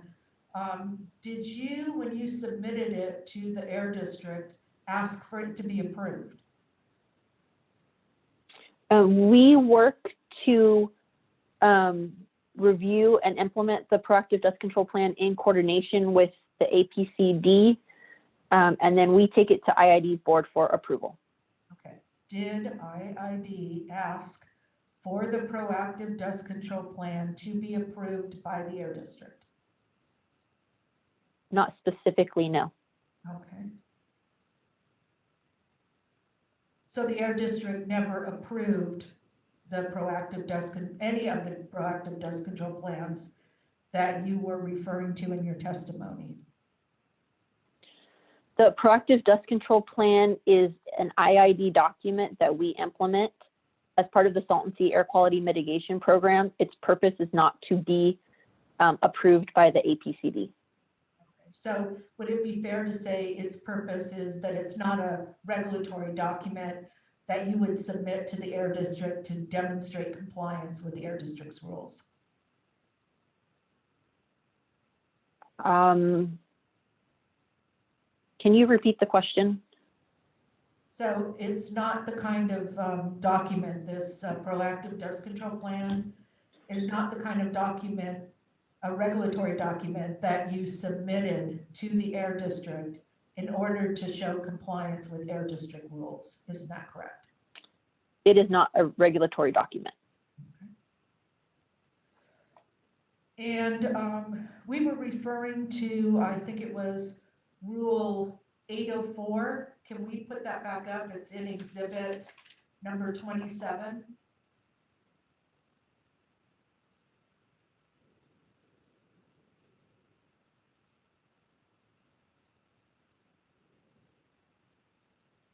And I want to go to the section F1.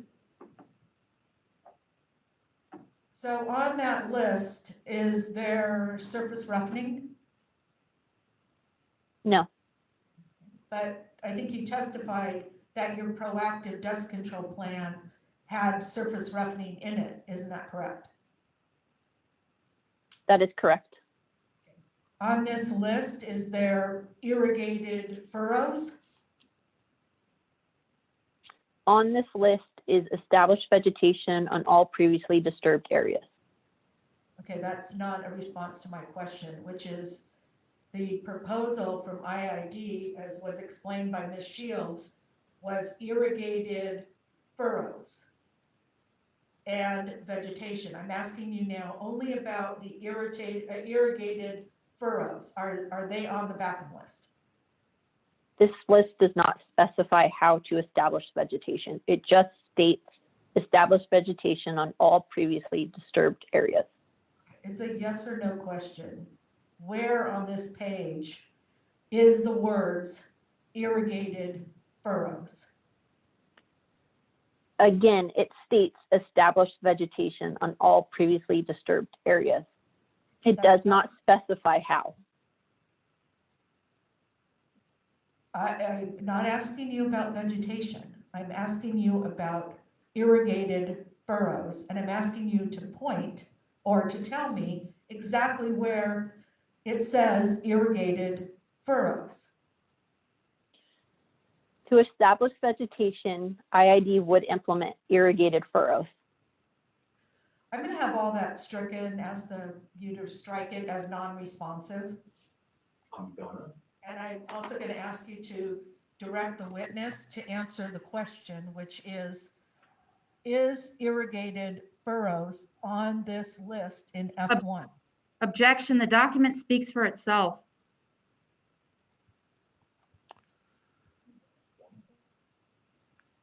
Can she give a straight answer, yes or no, on the document?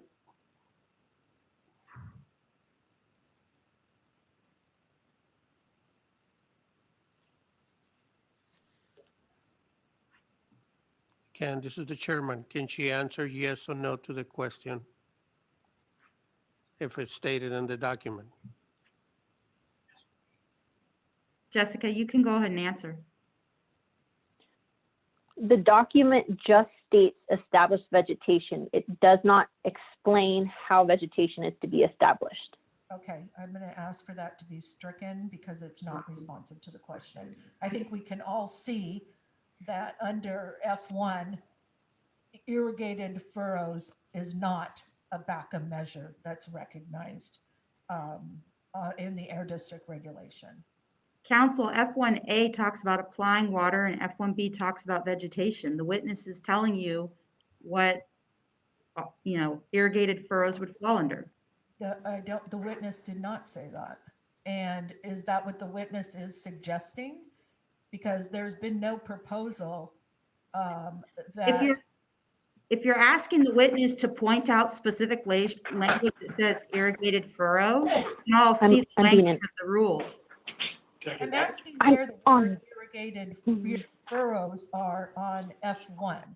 And the lack of her response, I think everyone can see that irrigated furrows is not an approved Backham.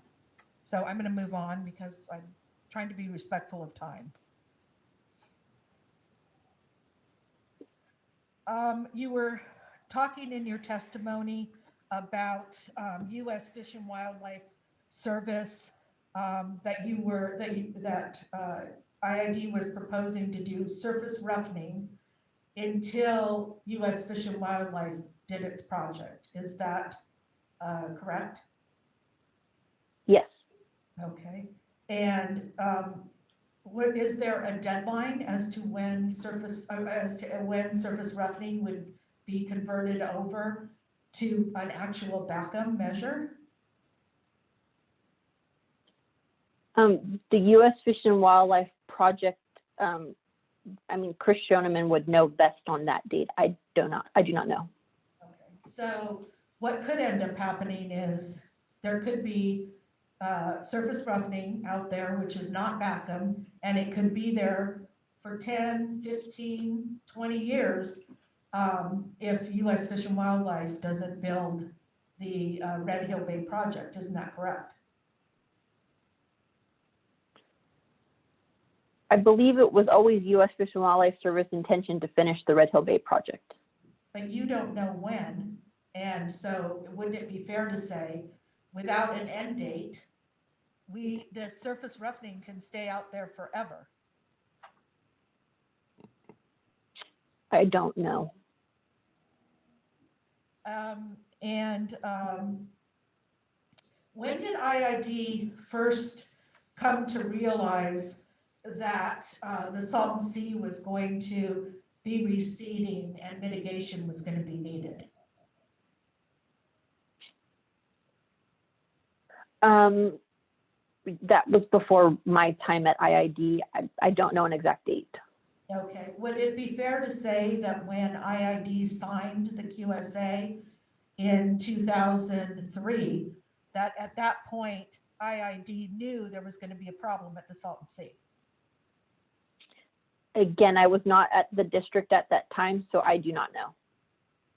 Well, I'm asking you about your knowledge now. Objection asked and answered. She said she doesn't know. Objection is accepted. She's already stated that she wasn't in the district at that time. Well, when, wouldn't it be fair to say from the documents that you've looked at that IID, when IID signed the QSA in 2003, that at that point, everybody knew that the Salton Sea would recede? I do not know. Are you the representative of IID on the QSA JPA? No, I am not. You help the representative on the QSA JPA? I am responsible for implementing environmental mitigation measures. And would that include the project mitigation requirements from the QSA? Yes. Okay. So at least you would know that the reason you have to do mitigation projects was because, in part because of the QSA, isn't that correct? There are multiple mitigation measures related to the QSA, not specific to the Salton Sea, but to multiple areas around the Imperial Irrigation District.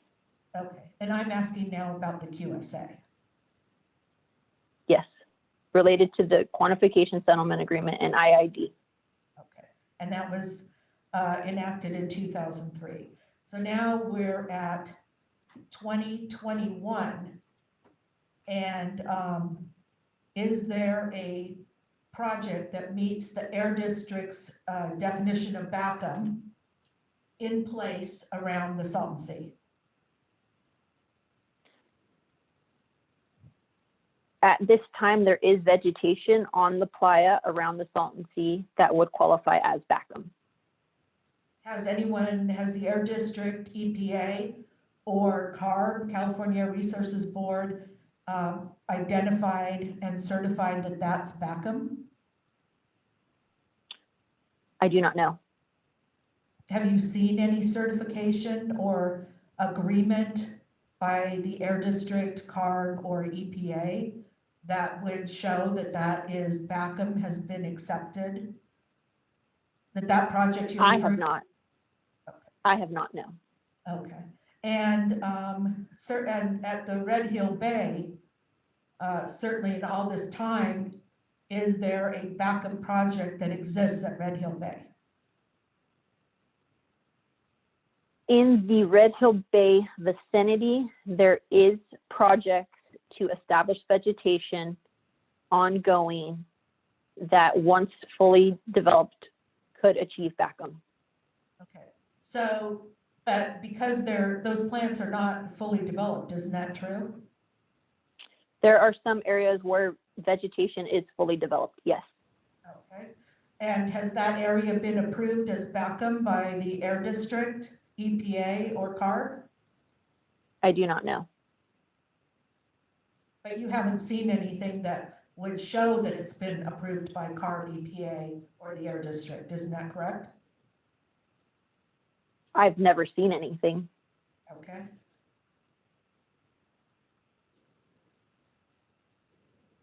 Now, when you're reading the Air District's rule, do you just read section F in isolation, or is section F, should that be read in conjunction with the rest of the provisions of the rule? I have read the whole rule for 804. Okay, but in order to interpret what the requirement is in F1, don't you need to have an understanding of the entire series of rules?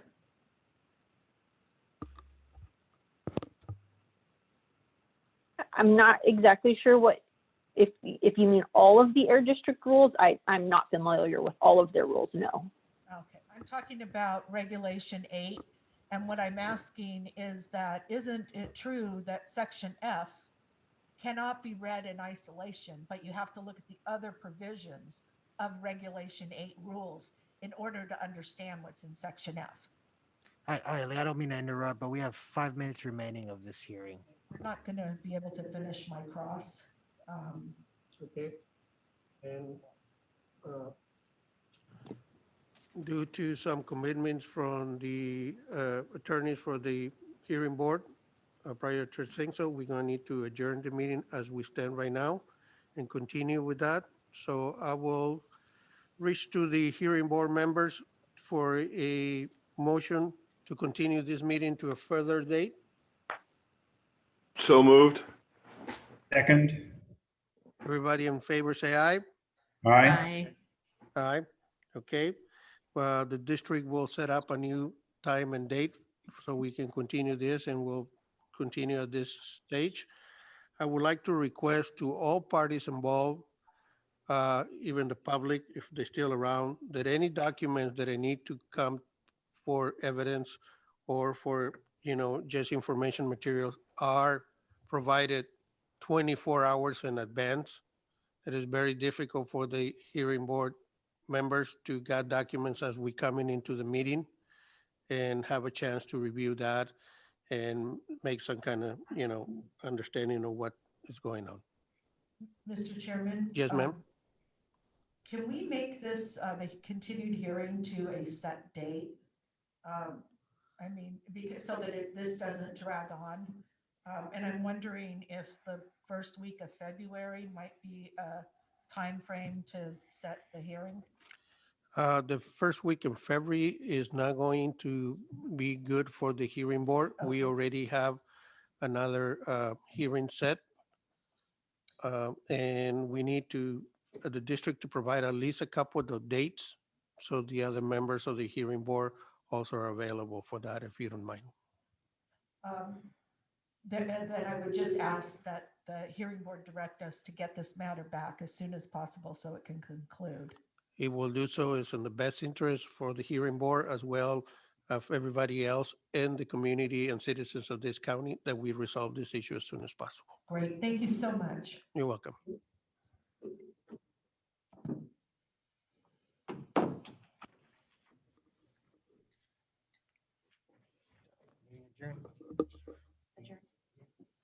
Meeting adjourned.